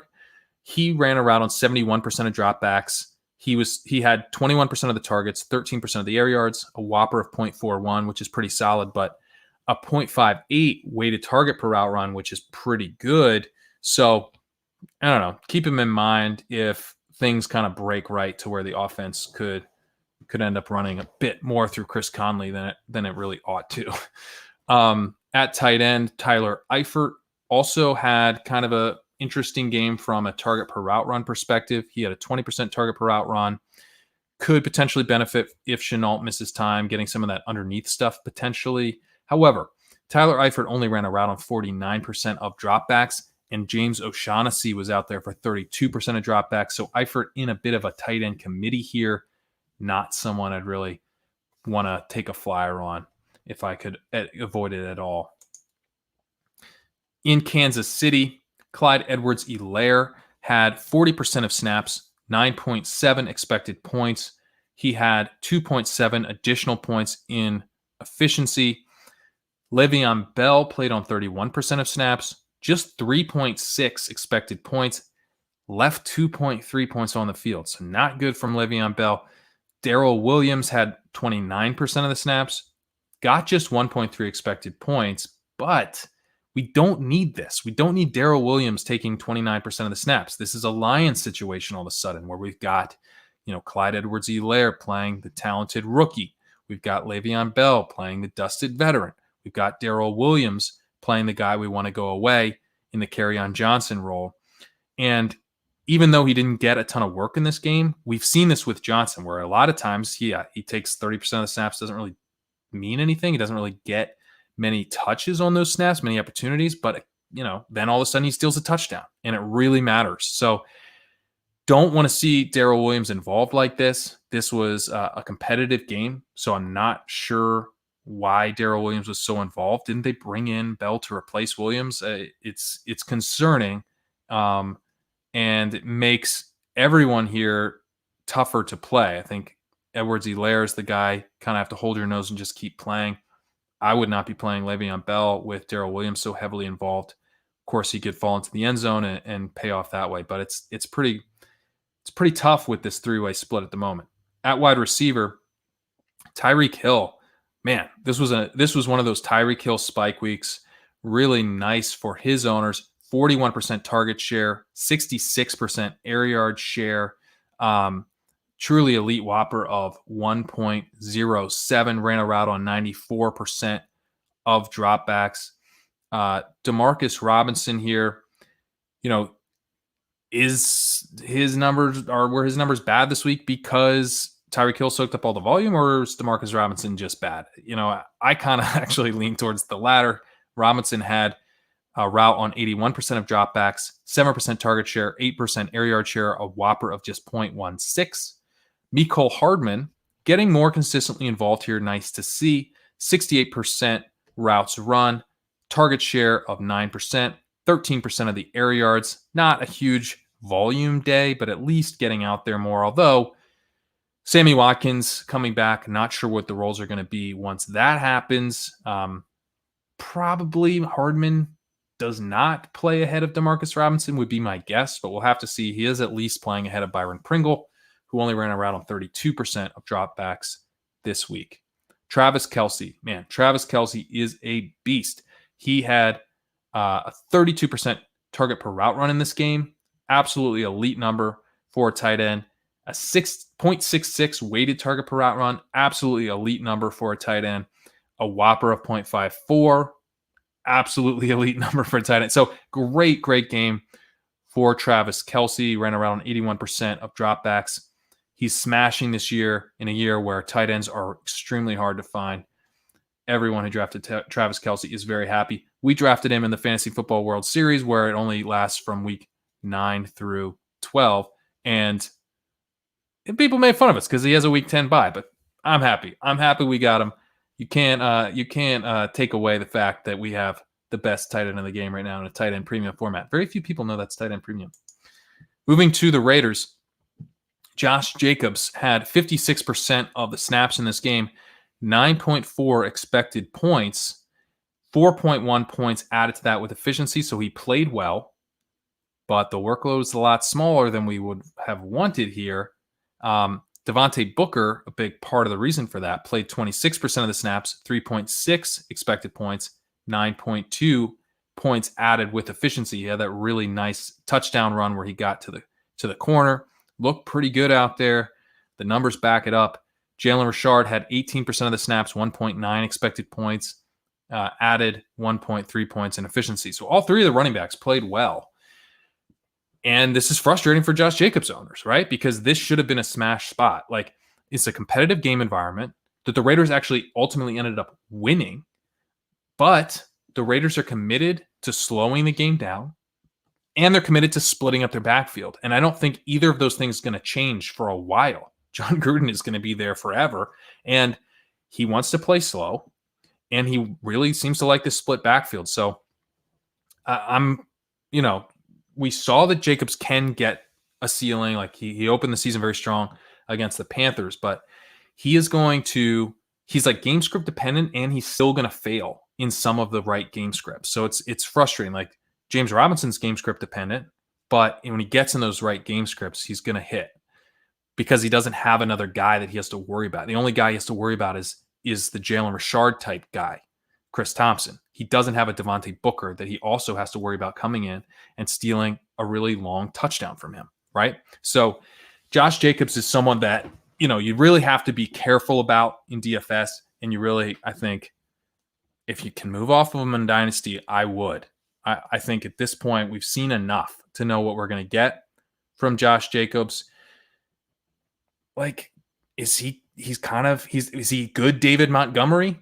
right? Except maybe that's bad comp. Dave Montgomery also says the opposite problem where he gets all the touches, but he's getting into a range where like he's not getting enough of the workload to really justify his price in Dynasty. I would much rather have Miles Sanders compared to Josh Jacobs. I'd rather have J.K. Dobbins. I'd much rather have DeAndre Swift. Maybe it's a similar situation to Jonathan Taylor, and I just happen to believe more that we could see things break right for Jonathan Taylor. But that's probably the right thing. He's kind of basically where Jonathan Taylor is, and probably stuck in a slow offense and in a committee for a couple years. Moving to wide receiver, Nelson Aguilar had 88%, ran around on 88% of dropbacks, had a 13% target share, a 25% air yard share, a 0.37 Whopper, and a 23.7 ADOT. Henry Ruggs used pretty similarly. He also had a 13% target share, 26% air yard share, a 0.38 Whopper, right there with Nelson Aguilar, and used very similarly deep downfield, 24.7 ADOT. This offense kind of reminds me of what we saw from the Chargers. I talked about this previously, where I think Mike Williams and Jalen Guyton, both being used deep downfield, are helping open up underneath and intermediate targets for Keenan Allen. And it's why we're seeing really big volume weeks from Keenan Allen, is the roles of those two wide receivers. Well, in this offense, what we saw this week was Darren Waller in that Keenan Allen role, which is kind of where we usually see him, in that intermediate part of the field. He had an ADOT of 7.6, and he had a 43% target share, a 27% air yard share, a Whopper of 0.84. He ran a route on 85% of dropbacks, which is a very high number for a tight end. And when we factor in the per route run basis here, when we factor in that, he didn't run a full slate of routes, Darren Waller looks even more impressive. He had a 41% target per route run, a 0.97 weighted target per route run. These are elite numbers for a tight end. He's going to have much bigger games than he did here. He went 5 for 22 and 1, but he only had a yards per target of 2.2. He left a ton out on the field. Look at him on this chart here. He is getting targeted at an extremely high rate. He's running a full slate of routes basically for a wide receiver. He is running a very nice slate of routes for a tight end. He did not deliver on a per target basis, but we know that Darren Waller can be efficient on a per target basis. He was highly efficient last season. That's not something we want to be overly concerned about. Like, even Hunter Renfrow was a deep threat this week. He had an ADOT of 18.7. He had a 0.34 Whopper, kind of involved right at that same level as Henry Ruggs and Nelson Aguilar, and being used deep downfield. This offense this week was fully set up for Darren Waller to feast underneath. He did get the feast in terms of volume. He did not deliver the fantasy production. But if he gets another setup like this, he could smash. So keep your eye on the volume here. I think Darren Waller, it didn't quite happen, but he looks like just really the rare tight end that can deliver elite value this season. Moving to the Chargers. Justin Jackson injured his knee on his first touch this year, the first touch of this game, had just 4% of the snaps as a result. Josh Kelly played on 54% of snaps. He had a nice expected points workload in this game, 11.7. Left 0.8 points on the field. So didn't play great, but not too bad. Kalen Ballage played 39% of the snaps. He had a better workload of 14 expected points. Had 2.4 points additionally in efficiency, converting a green zone touch for a touchdown, did not convert on a second one. Gabe Neighbors, by the way, the fullback, also poached a receiving touchdown in the green zone. So, it feels like Kelly is going to be involved enough here that we can't drop him, but I think he's going to have a difficult path to ever really delivering strong value. It was interesting. I think he kind of went over into the Justin Jackson role. He ran around on 57% of dropbacks this week, which is the same rate we saw from Dalvin Cook this week, same rate we saw from Christian McCaffrey this week. So it is nice to see that he can slot into the Justin Jackson role. With Justin Jackson going down, that Kalen Ballage kind of slotted into the Josh Kelly role. But I'm getting like concerned that he'll never get this backfield to himself. He's always going to be kind of in some kind of committee one way or another. Austin Eckler going to be there for a while. Austin Eckler obviously definitely going to have the receiving work ahead of Josh Kelly. If you can get off him in Dynasty for like a second round pick, I got a question about that. Yes, I would do that. I would take the second round pick over Josh Kelly at this point. I think we know that he's not going to have massive upside, even in a contingent value 2 to 3 week type of injury scenario. I mean, we've been in that injury scenario for a while and it hasn't happened. And then Justin Jackson goes down and it still doesn't happen. So I don't think that at least right now, Josh Kelly's value is pretty capped. At wide receiver, Keenan Allen ran a route on 98% of dropbacks, had a 27% target share, 21% air yard share, and a 0.55 whopper. Delivered a nice game here with 9 for 103 and a touchdown and a 2.24 yards per route run. Mike Williams, a little bit more involved than usual, ran a route on 87% of dropbacks. And I think that's because he was used a little bit more shallowly this week. You know, I mentioned typically he's that clear deep threat. He was used somewhat deep downfield, 11.4 ADOT, but not as deep as usual. And I think it helped him get more targets. He has 17% target share, 26% air yard share, and a 0.44 whopper. Jalen Guyton had an 85, ran around on 85% of dropbacks, and he was that clear deep threat, just the stretching the defense guy with a 21.5 ADOT, a 0.17 whopper. He's locked into that role every week. Doesn't tend to get a lot of targets, but he keeps the defense honest, and I do think that helps open up things for Keenan Allen. It should theoretically also open up things for Hunter Henry, but it hasn't really. Hunter Henry ran a route this week on 85% of dropbacks, had a target per route run, though, of just 15%. On the season, it's now down to 18%. He does run a lot of routes, at least. So it's not like we need his target per route to be super high, but I'm getting kind of out on Hunter Henry. I think he's starting to feel like a Hayden Hurst type option. Like if Keenan Allen were to miss time, Hunter Henry could be really, really nice. But outside of that, I just think he's really hard to play in any given week. And he almost lost a touchdown to Donald Parham. I mean, he lost the touchdown target. Parham dropped what could have been a game-winning touchdown. But, you know, to see him getting poached on these touchdowns, he's kind of like, you know, it's like the reverse Jimmy Graham, where all Jimmy Graham does is catch touchdowns. Hunter Henry can't seem to get a touchdown no matter what he does. It goes to everybody but him. So that's obviously very frustrating, and he's someone that I'm having a harder and harder time considering playing. In Miami, Salvon Ahmed played 46% of snaps. He had 3.6 expected points in this game, added 0.2 in efficiency. Jordan Howard played on 34% of snaps and had 6.5 expected points, added 1.4 in efficiency, scored the only green zone touch for the entire backfield in this game. Patrick Laird had 20% of the snaps, 1.7 expected points, added 0.9 points in efficiency. Hard to take too much from this week, right? Since Matt Breida and DeAndre Washington will be in the mix next week, but you could talk me into Ahmed as an interesting ad with the snaps, right? 46% of the snaps is fairly high rate, played clearly ahead of Jordan Howard, although Howard got the better workload, but the snaps are important. However, I did a little bit of research in Ahmed. He had a college yards per route run of just 0.4, which is really bad. So not going to be a pass catching type running back probably, and ran a 4.6 240 at 196 pounds. So not someone that we're all that excited about as a rusher.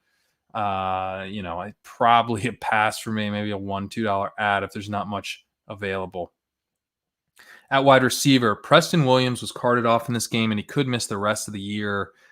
He had an absurd targets per route run in this game, 63%, a weighted targets per route run of 1.86, this is supposed to be a 0 to 1 scale that Ben came up with here. It's 1.86. Now, it's skewed because he only ran 8 routes, so you can have some really kind of high variance stuff going on here. But last week, he was also targeted at a really high rate. You see him on the chart here for this week, all the way over on the right here, getting targeted at a super high rate, but went down to injury after only running 8 routes, hoping he gets back healthy. It seemed like after their bye, he was kind of re-emerging as the potential wide receiver one of this offense going forward with Tua. Seem to be developing a nice connection there. So just terrible timing for Preston Williams in his injury. Devontae Parker now looking like the wide receiver one again with Preston Williams out. He ran around 97% of dropbacks, had 27% of the targets, 32% of the air yards.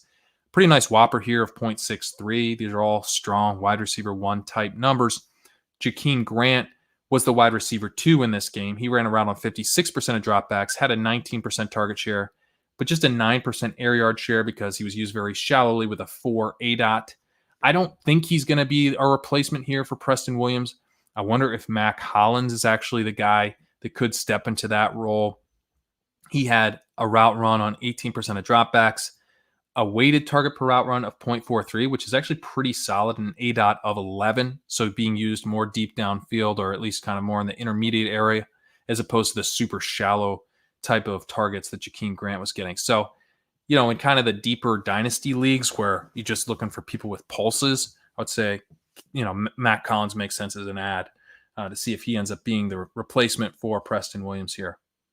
At tight end, Mike Gesicki ran around on 82% of dropbacks, had a 14% target per route run, a 9.8 ADOT. Kind of a classic 2019 Mike Gesicki game where he was out there all the time, but not getting targets. Remains a spike week dart throw because of that ADOT, the higher than usual ADOT. But, in the past couple of weeks, we've seen the ADOT even up above this, which made him more interesting because he was almost like a deep threat wide receiver with tight end designation. Now he's kind of more in that Mark Andrews zone where he's higher than most tight ends in his ADOT, but not super, super high. So I don't think Gesicki is really all that interesting. But again, with the state of tight end, you could do worse than him as a dart throw and just hope for kind of a longer touchdown. In Minnesota, Dalvin Cook had 66% of the snaps, but that was hurt by him blowing out the lines. He would have had more by them blowing out the lines, but I guess you could say Cook blew out the lines in this one.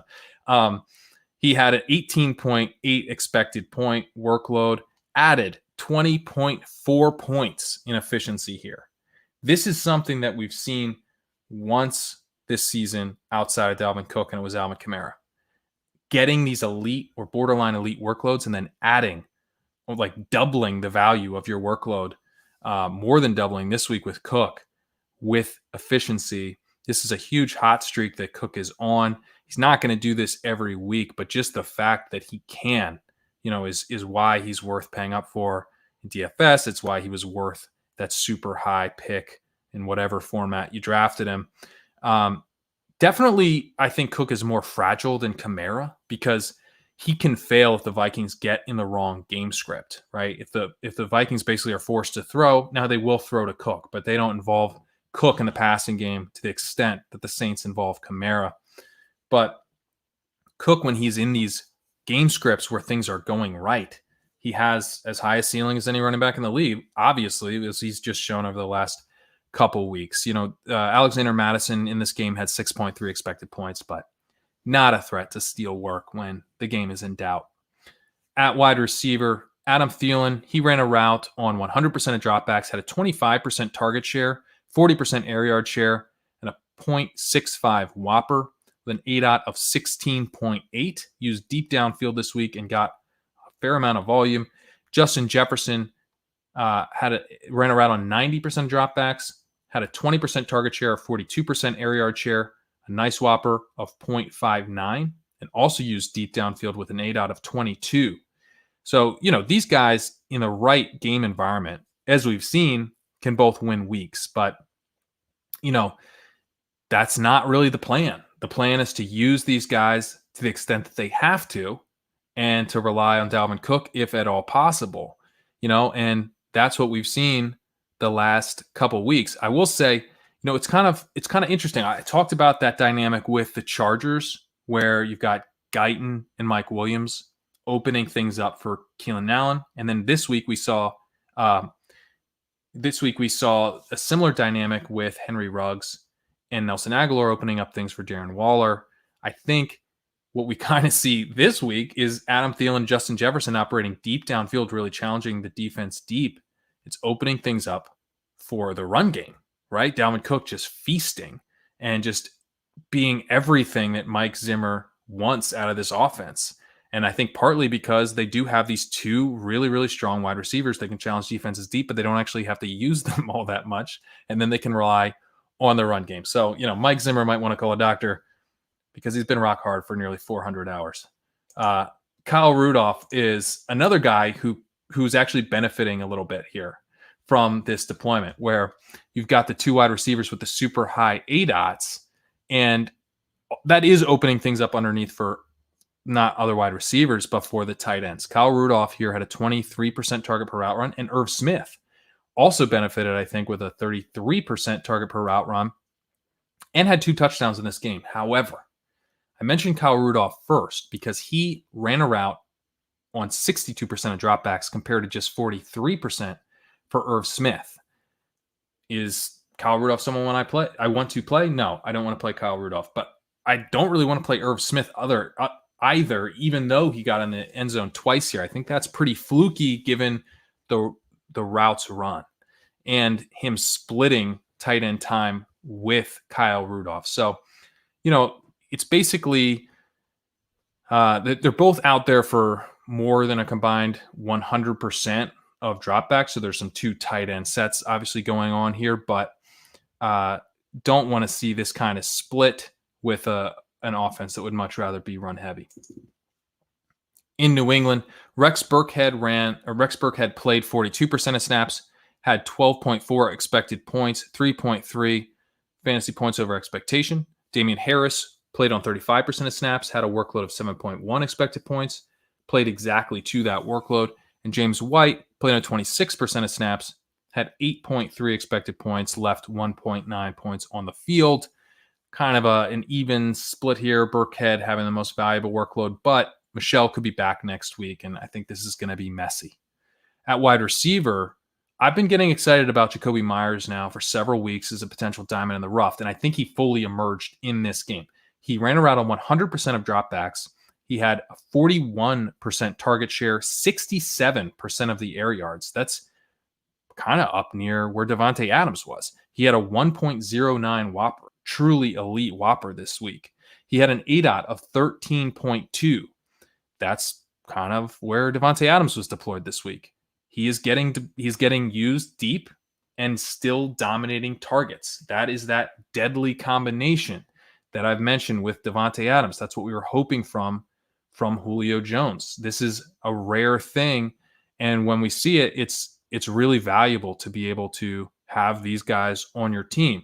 Now, I don't think he's necessarily going to be this like elite, volume dominating wide receiver, but I am starting to buy into him to some degree. I'm kind of thinking of him a little bit like the Patriots version of Travis Fulgham, where, N'Keal Harry's going to come back and N'Keal Harry's going to be involved somewhat. But I don't think that Jakobi Meyers is really going to go away. I think Meyers at this point is the Patriots wide receiver 1 for the rest of the season until proven otherwise. Damiere Byrd was involved heavily this week, but not nearly to the same extent as Meyers. He also ran a route on 100% of dropbacks, had a target share of 26%, a 39% air yard share, a 0.67 Whopper. Those are all very good numbers. And Byrd has been running a full slate of routes, basically 100% of routes in almost every game. But I am more skeptical of Byrd's ability to keep those targets up than I am of Meyers, just because Meyers is out targeting Byrd at a fairly high rate and did so last week and has looked really strong every time he's been able to get out on the field, has a really high targets per route run. So pretty excited at this point about Meyers. I think he's a legitimate asset in the same vein of like a Travis Fulgham type. At tight end, Ryan Izzo ran 27 routes for 75% of dropbacks, but was not targeted. Nothing to see here at tight end.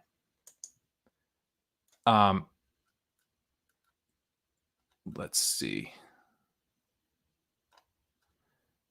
To the Saints. So this is going to be a little bit of an indication that you probably blew out the Tampa Bay Buccaneers. Dwayne Washington had 11% of the snaps on a team with Alvin Kamara and Latavius Murray, right? So that's going to skew things a little bit, but I think there's still some stuff to take away here. Alvin Kamara, He had 51% of the snaps, but a very solid workload of 16.2 expected points. And interestingly, Kamara had all 3 of the green zone rushing attempts in this game. Kamara did not play exceptionally in this game. He left 0.3 points out on the field, but we know Kamara can pop off for extreme efficiency, so not worried about that. And pretty happy to see him get those green zone rushing attempts, which he's lost some to this year, to Latavius Murray, who played 40% of the snaps, had 9.4 expected points, and left 3.2 points on the field. Not a great game for him, but he could rebound as the Saints set up for another potential blowout win against the 49ers. Possible they end up riding Latavius Murray a little bit in that game. We'll have to see. At wide receiver, Michael Thomas was back. Was not out there for a full slate of routes, however, partly, I'm sure, due to the blowout, right? Ran around 76% of dropbacks. Was targeted on, or had a target share of 18%, 26% of the air yards, a 0.45 Whopper. So not nearly as involved as vintage Thomas, but also didn't run a full slate of routes. So I think he'll probably work in closer to his normal role. You can see his target per route run was pretty solid, but still not kind of where we expect Michael Thomas to be. I think as time goes on, he'll be kind of more and more heavily involved. Emmanuel Sanders, interesting that he had such a low route run percentage. He only ran a route on 38% of dropbacks. May have had something to do with the blowout win, but still pretty low. He was targeted heavily when out on the field, a wide receiver 1 type of weighted target per route run of 0.8. So Brees really looking for him when Sanders was out there. He's like kind of the wide receiver 1 when on the field, but only running around 38% of dropbacks. Not ideal. So something to keep an eye on there. If there's any kind of injury that pops up that I missed, keep your eye on Emmanuel Sanders because he looks pretty interesting when on the field. And I think more so than Traquan Smith, who ran around 65% of dropbacks, but had a weighted target per route run of just 0.21. I think once Thomas gets back to full strength, and especially if Sanders ends up running more routes, then Traquan Smith looking like an afterthought. And Jared Cook, not a great sign for him in this game, as he only ran a route on 54% of dropbacks. That's not all that concerning, again, given the environment here, but just a 15% target per route run. Not a great sign, since Michael Thomas wasn't soaking up targets to the extent that we would expect. Not panicking on Cook by any means, but has been kind of a volatile play, and that's probably going to continue or even get worse as Thomas gets back to full health. Moving to the Giants, Wayne Gallman, he played on 57% of snaps. He had an 11.3 expected points workload, a 3.4 additional fantasy points over expectation. Scored on the only green zone rush for the Giants. Dion Lewis played on 22% of snaps with a 4.1 expected points workload. Played rated expectations. Alfred Morris played on 21% of snaps. Had 5.7 expected points. 2.4 fantasy points over expectation. Gallman was the lead running back here, but doesn't have enough of the backfield locked up to be interesting. Devonta Freeman may be back in week 10, so this is a backfield to continue to avoid. At wide receiver, Darius Slayton. Really disappointing week for Darius Slayton. He had just 3% target share, 3% air yard share. He had an 8 out of just 6. He was not involved in this offense at all. And he ran a route on 95% of dropbacks. So he had the chance to be heavily involved, but just not involved nearly to the extent that we've kind of gotten used to with Slayton. I think part of it is that as Sterling Shepard has come back, he's made a case that he's kind of the wide receiver 1 here. Previously, I would have said that, he's the co-wide receiver 1, but he, arguably is the top wide receiver in this passing game now. He ran around on 85% of dropbacks, 24% target share, 15% air yard share, a whopper of 0.47. All of those are pretty good numbers, but not great. Part of the problem for Slayton was that Austin Mack was in this game and Golden Tate was not. So Golden Tate had been complaining about his role and he just got bench/suspended. They brought in Austin Mack. He ran around 41% of dropbacks, had a 15% target share and a 27% air yard share and a 0.42 whopper. Those are all pretty good numbers, but he only ran a route on 41% of dropbacks. So on a per route run basis, he was awesome. 0.78 weighted target per route run, kind of a wide receiver one, borderline elite mark there. Why has this guy not been playing? I know it's a small sample, but I'm a lot more excited about what he's getting in terms of volume than what Golden Tate was. And I think that probably hurts Slayton. Mac kind of in this, potentially more similar to Slayton than he is to Tate. So that probably hurt Slayton's ability to rack up volume, as did Evan Ingram's kind of breakout volume game here. Evan Ingram ran around on 77% of dropbacks, had a 30% target share, a 34% air yard share. He's been used very shallowly this season, but had a respectable ADOT this week of 6.1. Still would like to see that a little bit higher, but not terrible. A whopper of 0.69, really strong for a tight end. 30% target per route run, very, very strong. This was a stud tight end week for Evan Ingram from a volume perspective. Unfortunately, he only converted for 4.8 yards per target. Did get in the end zone, but could have been a much bigger week. You see here on the chart here that, he is almost kind of in that wide receiver elite range that we're looking for. Didn't run really enough routes to get there, but he is a tight end. So I don't know if we can really count on his routes to increase, but the fact is, he's looking like a really strong tight end play given the state of the position. And there's just not many guys who can have weeks where they're seeing like 30% target per route run on a lot of routes run. Got basically a guy who can at tight end have a whopper like 0.69. It's pretty rare. So moving to the Jets. Adam Gase, I think, probably saved his job here with that last second loss, right? They're gunning for this pick, and that probably explains why Frank Gore had 50% of the snaps, right? 8.3 expected point workload, left 0.4 points on the field. LaMichael Pirine, basically a dead even split, 46% of the snaps, 5.6 expected points, 0.2 fantasy points over expected. Ty Johnson mixed in just slightly here at 4%, but not much value here. And they're giving it to Frank Gore. They're just kind of grinding away the clock. This was actually a good Jets performance with Joe Flacco adding some life to the receiving game, to the passing game unexpectedly, connecting with both Denzel Mims and Brashad Perriman, showing good connections with both, with each.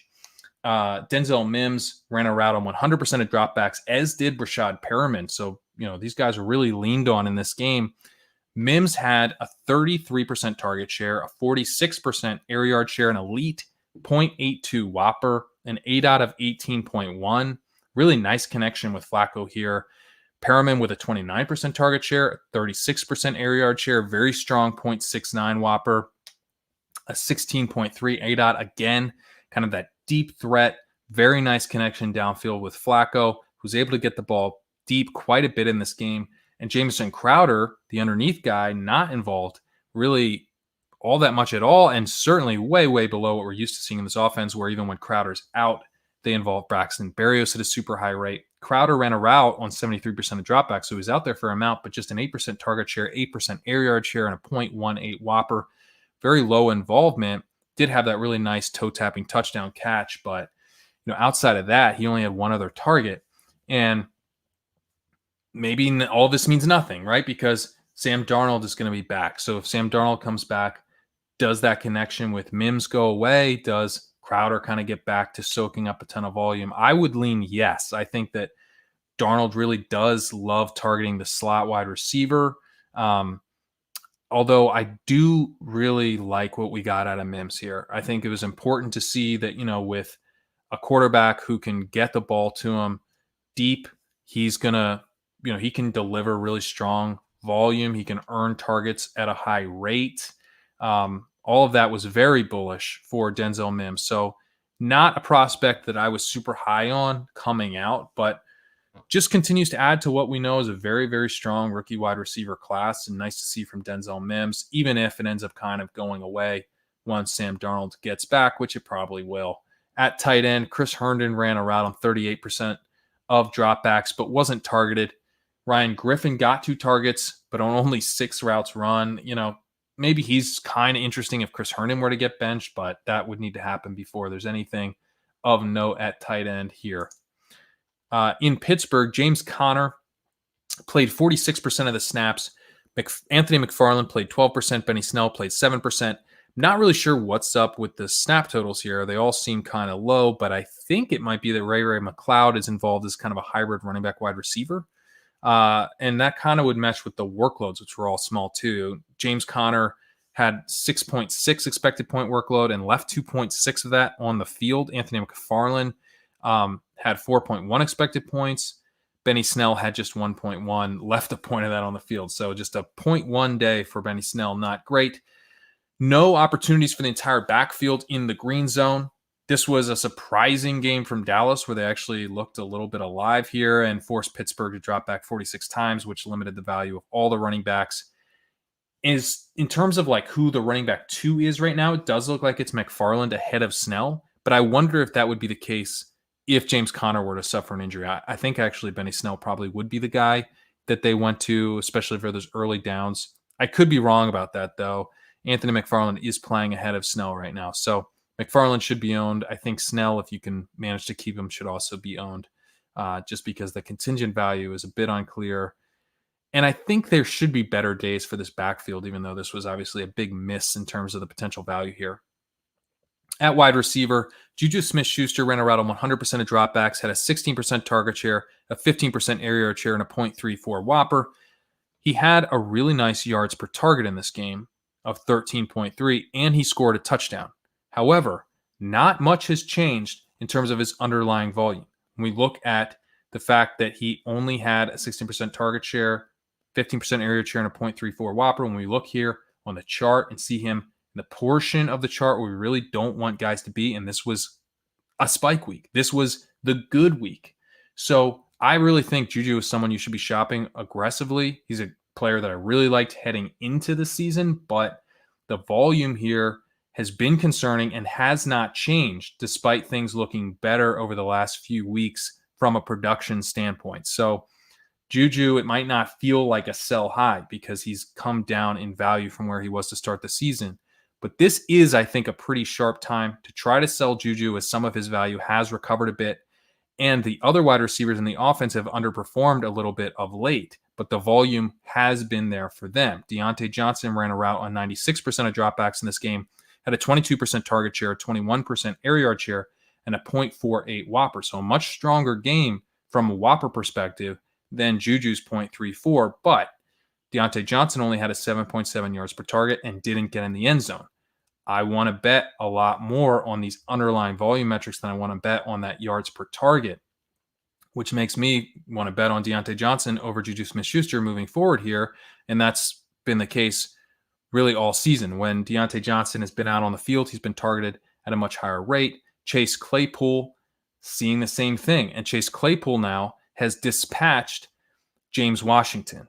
James Claypool ran a route on 87% of dropbacks, 29% target share, 39% air yard share, a 0.71 whopper, starting to look like a true wide receiver 1 here, but just a 5.8 yards per target. He could have had a monster day, but left a lot on the field with a low yards per target.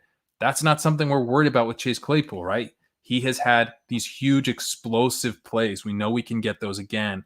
I'm not sweating a 5.8 yards per target. What I am excited about is that James Washington only ran around on 13% of dropbacks, is fully a rotational kind of depth bench wide receiver right now. He did steal a touchdown, but all of that is just really noise. The fact that Washington got the touchdown instead of Johnson and Claypool, if there's any buying opportunity on these guys, I would take it. I'm not sure that there really is, but there may be a selling window on Juju Smith-Schuster, who, again, as a reminder, is a free agent at the end of the year, so his value in Dynasty could fall a little bit, and I definitely think he's a sell in redraft if your trade deadline has not passed.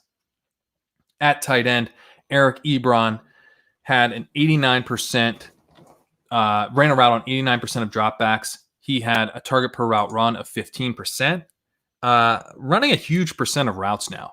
He hadn't been to start the season. It's really been trending up, and it's exciting to see that he's running this high percentage of routes per dropback. Still not getting targeted like a really high rate, but got in the end zone here. I think there's worse dart throws than Eric Ebron. Moving to San Francisco, Jerick McKinnon, pretty nice legs, pretty nice fresh legs here, right? 74% snaps, 15.4 expected points, performed at basically exactly as expected, 0.4 points added in efficiency. The interesting thing is that McKinnon got both green zone opportunities in this game. He got a target and a rush in the green zone. The target, not a huge surprise. The rush, kind of a surprise. Would have thought that would have gone to JaMychal Hasty here. Hasty, not really that involved. Played on only 26% of snaps, 4.6 expected point workload, left 1.3 points on the field. Weak game from Hasty, weak workload from Hasty.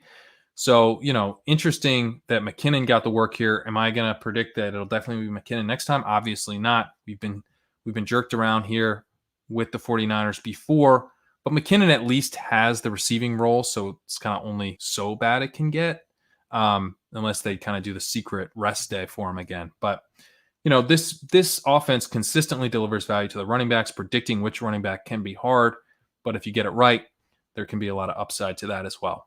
At wide receiver, Richie James, I think he's a player. He had a route run on 100% of dropbacks. He had 39% of the targets in this game, 54% of the air yards, an elite whopper of 0.97, operated as a clear-cut wide receiver one in this game. Brandon Ayuk is going to be back in week 10, and Deebo Samuel might be as well. It'll be interesting to see how these guys are utilized, because we've seen Brandon Ayuk be used as kind of a more pure deep threat. We've seen Deebo Samuel be used really, really shallowly. I think now they found 3 wide receivers who can play. It'll be interesting to see if the roles get mixed up a little bit, or you start to see the same things that we saw before before Deebo was injured, where Deebo's really locked into the shallow stuff. Ayuk's used deep, but I wonder if Richie James ends up getting used deep a little bit more, and they can use Ayuk some more in the intermediate part of the field where he's shown the ability to make plays as well. At tight end, Ross Dwelley played clearly ahead of Jordan Reed in this game. He ran around on 67% of dropbacks. Jordan Reed just 25%. However, Reed was targeted at a higher rate. Dwelley at 13% and Reed at 22%. I think that the rate of routes run probably relates to Reed's health, working back here from the IR. Reed definitely more interesting if he can take over as the lead tight end. Dwelley, if not, does not seem all that interesting, although, as a spot start, he's probably okay.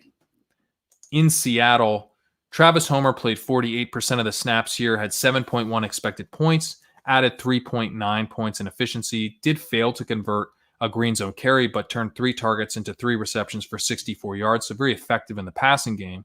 DJ Dallas played on 31% of the snaps and had a 10.3 expected points workload, added 1.6 points in efficiency, converted a touchdown here on 3 green zone carries, but on 2 targets, only had 2 receptions for 8 yards, so not very good in the passing game. And Alex Collins also mixed in here. He had 20% of the snaps, just 1 expected point, though. Things obviously got away from the Seahawks here quickly. All 3 running backs in this game only combined for 15 carries as they were in catch-up mode basically the entire game. So that obviously hurt a guy like DJ Dallas. But now Carlos Hyde might be returning this week. I'm wondering if Carlos Hyde kind of slots right in for the DJ Dallas role, and we get Travis Homer continuing some of that passing game usage, which he played pretty well in, and obviously not a strength of Carlos Hyde. So that would be kind of my pretty soft prior on it. I want to see what we're hearing out of the beat writers, what they expect if Carlos Hyde ends up returning. At wide receiver, DK Metcalf ran a route on 98% of dropbacks, had 22% of the targets, 30% of the air yards, and a 0.55 whopper. An ADOT of 12.7, showing a nice mix of route depths there. Tyler Lockett, similar. He ran a route on 98% of dropbacks, 18% target share, 22% air yard share, a 0.42 whopper, similar ADOT 11.9. The problem for Lockett, he wasn't as involved as Metcalf, but it wasn't too bad. But he only had a 5.7 yards per target. So I don't know. No one's really that concerned about Lockett. You're going to have to pay pretty a hefty price for him. But I wonder if, sometimes in trade markets, like these downturns, they don't necessarily lower a guy's price, but they make him even attainable. That the owner is at least willing to sell, even if it's for a very expensive price. And that might be where we're at with Lockett, where you can at least get the owner to entertain the idea of trading him, even if you'd still have to pay quite substantially for Lockett. I think it's probably worth exploring that possibility because Lockett is now tied to an unleashed Russ who is continuing to cook. So pretty excited. You want pieces of this. You want pieces of this. And really the only way to get a meaningful piece of this is to get Lockett or Metcalf, or both out there for nearly 100% of routes. The only other guy really in the mix at all is David Moore, who ran a route on 52% of dropbacks, had a weighted target per route run of 0.61, which is pretty nice. Wilson is looking for him when he's out there, but Moore's not out there really enough to be more than kind of a dart throw, more than kind of a game stacking option in DFS or, that type of play. But, would like to see him get out there more because I think he's able to draw targets pretty nicely, and he's a lot more interesting than these tight ends. You got Greg Olsen, who ran a route on 46% of dropbacks, had a target per route run of just 14%. And, Jacob Hollister actually is kind of interesting. He ran around on 35% of dropbacks, had a 38 target per route run. And Will Dissly didn't really do much in this game, but at times he's been kind of interesting from a target per route run perspective. So I really would like to see either Hollister or Dissly start to play ahead of Olsen. Olsen is adding nothing at all in the receiving game. So really, however they get to less routes run for Greg Olsen, I'm good with it. Although it might hurt DK Metcalf and Tyler Lockett if Greg Olsen plays less, because he's not earning targets, and some of those targets are going to them instead. Moving to Tampa Bay, Leonard Fournette played on 66% of snaps, had 8.4 expected points, added 1.7 points in efficiency. Ronald Jones played 32% of snaps, had 10 expected points, not bad considering the circumstances, but left 5.2 points on the field. Failed to convert the only green zone rush of the game. Jones was bad in this game, particularly in the receiving game. He had 4 targets, but he went just 3 for 9 on them.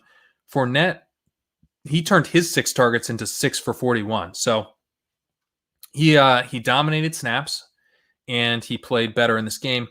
Partly he dominated snaps because the game got out of hand. And we know that this is something, it's kind of the James Robinson, Chris Thompson situation, with obviously Fournette being kind of the bigger version of Thompson, who can also play a bit more in the rushing game if it comes to that. But if the game is not out of hand, there were some signs that Ronald Jones, had reclaimed that starting role. He did look like he started the game. He got 3 of the 4 rush attempts here. It's hard to take too much from this. I think coming off a game where Jones was benched, this actually was a little bit bullish for him. As we enter Carolina next week, the Buccaneers play Carolina, and if they can keep on script there, Jones does have some potential for a nice week. If they enter, though, into not even just comeback mode, but like hurry up mode, the 2-minute drill type mode, you're going to see Fournette out there at a very high rate, and he could be the one who has a strong game if they're in a competitive but kind of fast-paced hurry up type environment. I will say, I got to mention the bullish stuff for Ronald Jones. He did get a target here on a 3rd down, which was only his 2nd of the season. So maybe he's not going to be so locked out of that 3rd down role. It doesn't really make sense to me why that's the case. They throw to him on early downs all the time. So not sure why he's never out there on the 3rd down type of work, although he hasn't really been good as a receiver all year. So that's probably why. At wide receiver, Chris Godwin ran a route on 98% of dropbacks. He had a 16% target share, 25% air yard share, 0.42 Whopper, and a 15 ADOT. Kind of not the typical role we expect from Chris Godwin with that 15 ADOT. And Mike Evans had an ADOT of 9.2. Kind of not really the typical ADOT we expect from Mike Evans. Weird game. Mike Evans was out there a lot, ran around on 93% of dropbacks, 16% target share, 15% air yard share, 0.35 Whopper, very underwhelming type of Whopper. So Evans was not even a deep threat, but he also wasn't very involved. Obviously, just a horrible day for the entire offense, so tough to know what we should even take from this. Antonio Brown ran around on 80% of dropbacks, very much involved right away, right out of the gate. 14% target share, 27% air yard share, had a whopper of 0.39 and a 19.8 ADOT, so a true deep threat in this game, kind of taking over that Scotty Miller role. Scotty Miller saw his routes decline substantially. As a result, ran around on just 39% of dropbacks, only had an 8% target share, but still got 16% of the air yards, which was more than Mike Evans. Mike Evans out there on 93% of dropbacks running routes. Scotty Miller just 39%, still beat Mike Evans in air yards.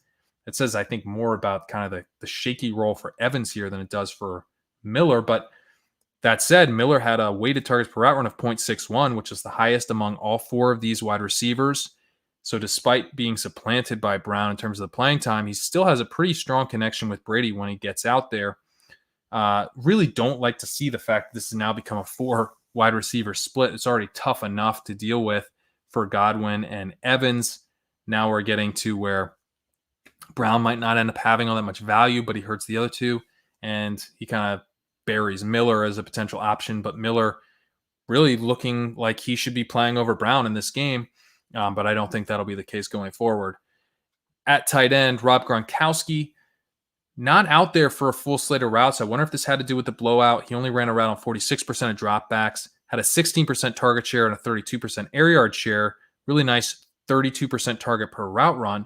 So continued to look pretty good here. He kind of he looked not so good to start the season, had that resurgence, cooled off a little bit over the last couple of weeks, and now this was another strong week when he was out on the field, but not out on the field all that often, just less than half of the dropbacks. So I expect that'll tick up against Carolina, but would like to see him out there for more like 75% of dropbacks, considering just how crowded this wide receiver depth chart is.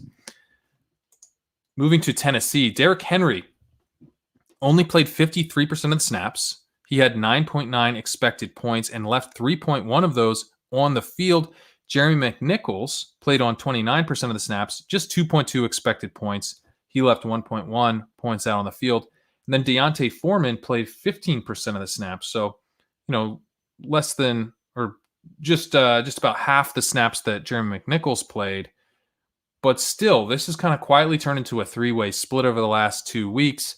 Henry getting just 53% of snaps in back-to-back weeks. Henry was also below 10 expected points in this game for the first time all season.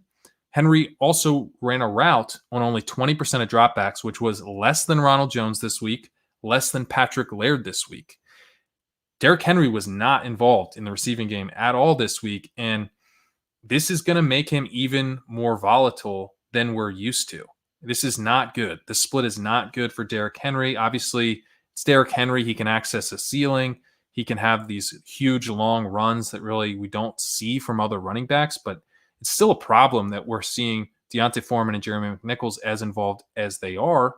At this point, I'm kind of interested in Deontay Foreman as a pickup because, he's going to be cheap. And I think if Henry were to go down, Foreman would have a lot of value. He kind of slots in as like the Derrick Henry clone. He's kind of a mini clone of Derrick Henry, not quite as big, but a similar type of, big physical rusher.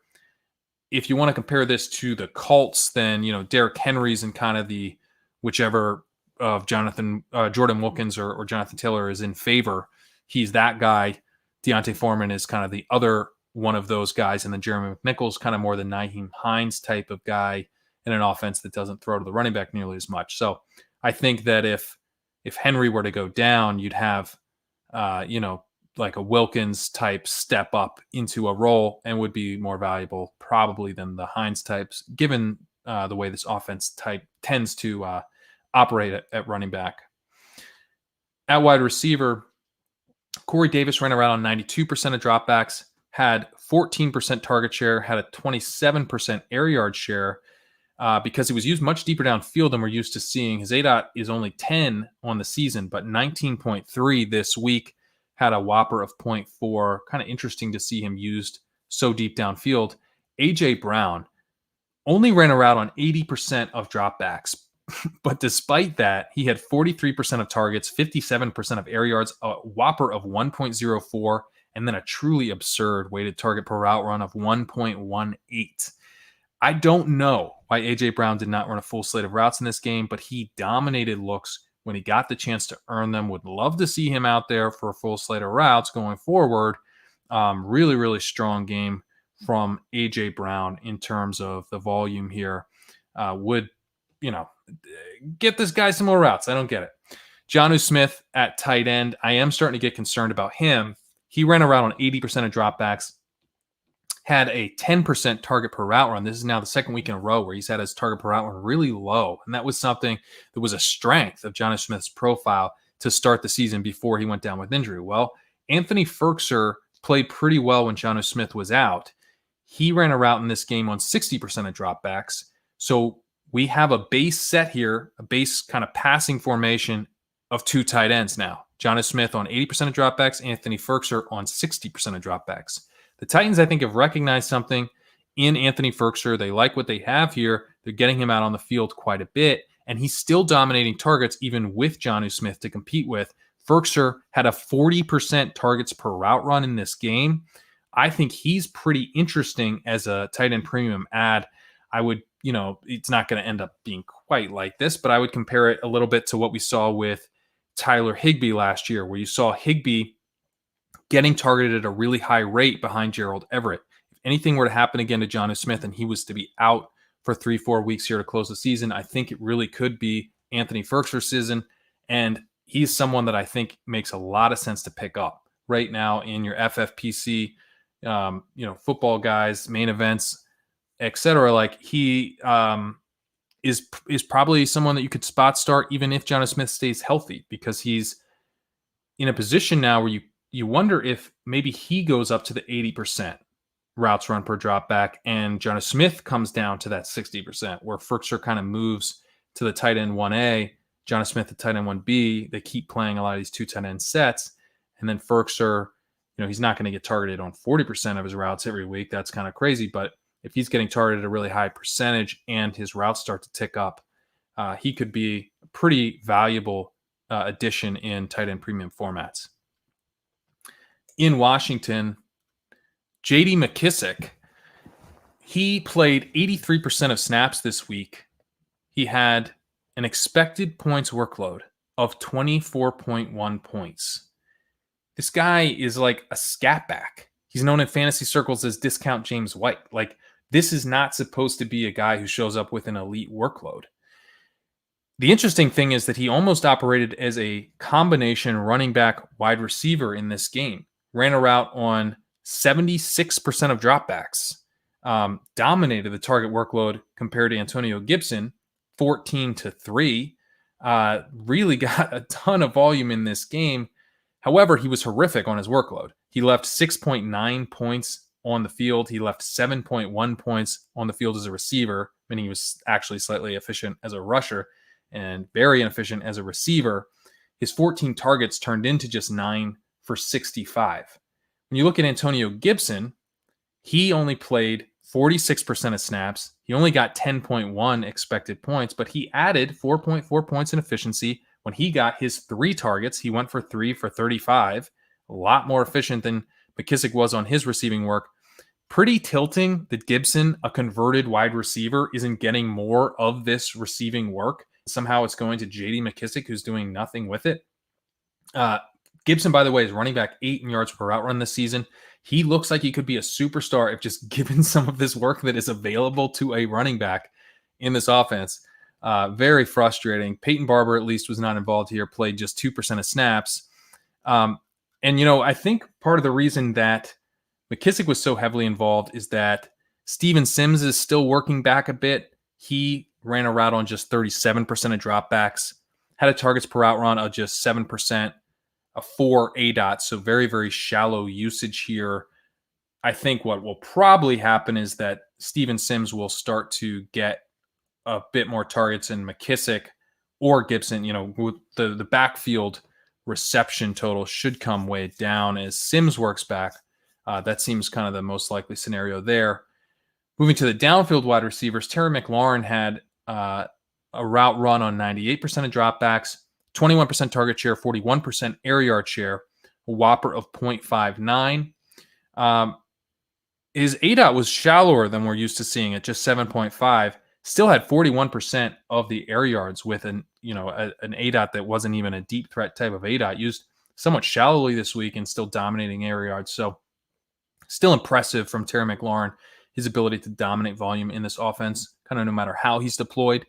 Cam Sims, kind of interesting this week. He ran around on 68% of dropbacks, 10% target share, but a 36% air yard share, and he had an ADOT of 13.2. So he actually operated as the deep threat this week.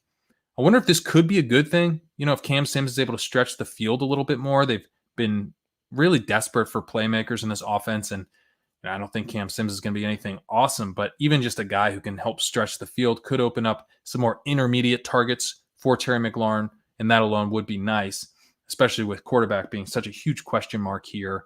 Alex Smith not playing well, and Kyle Allen maybe being done for the season. At tight end, to close things out here, Logan Thomas ran a route on 95% of dropbacks. Basically, no tight ends run routes like this, and this is not uncommon for Logan Thomas, where he's just out there basically all the time. He was not targeted at a high rate. He almost never is, just a 13% target per route run. But the whopper of 0.4 that he put up this week is pretty good for a tight end. He's able to make up for his low target percentage just because he's out there like no tight end is really out there. So at this point with tight end, I do think Logan Thomas is, you're probably going to find worse options than starting Logan Thomas. Definitely need to keep hold of him in your tight end premium league. So that'll do it.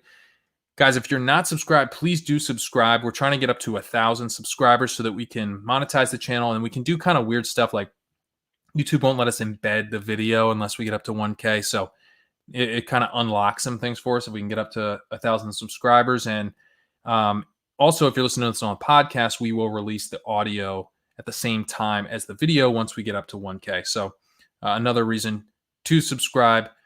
Make sure to check us out on Wednesday. I'll be back with Pete at 9:15 Eastern for our regularly scheduled ship chasing. And hope you have good week 10.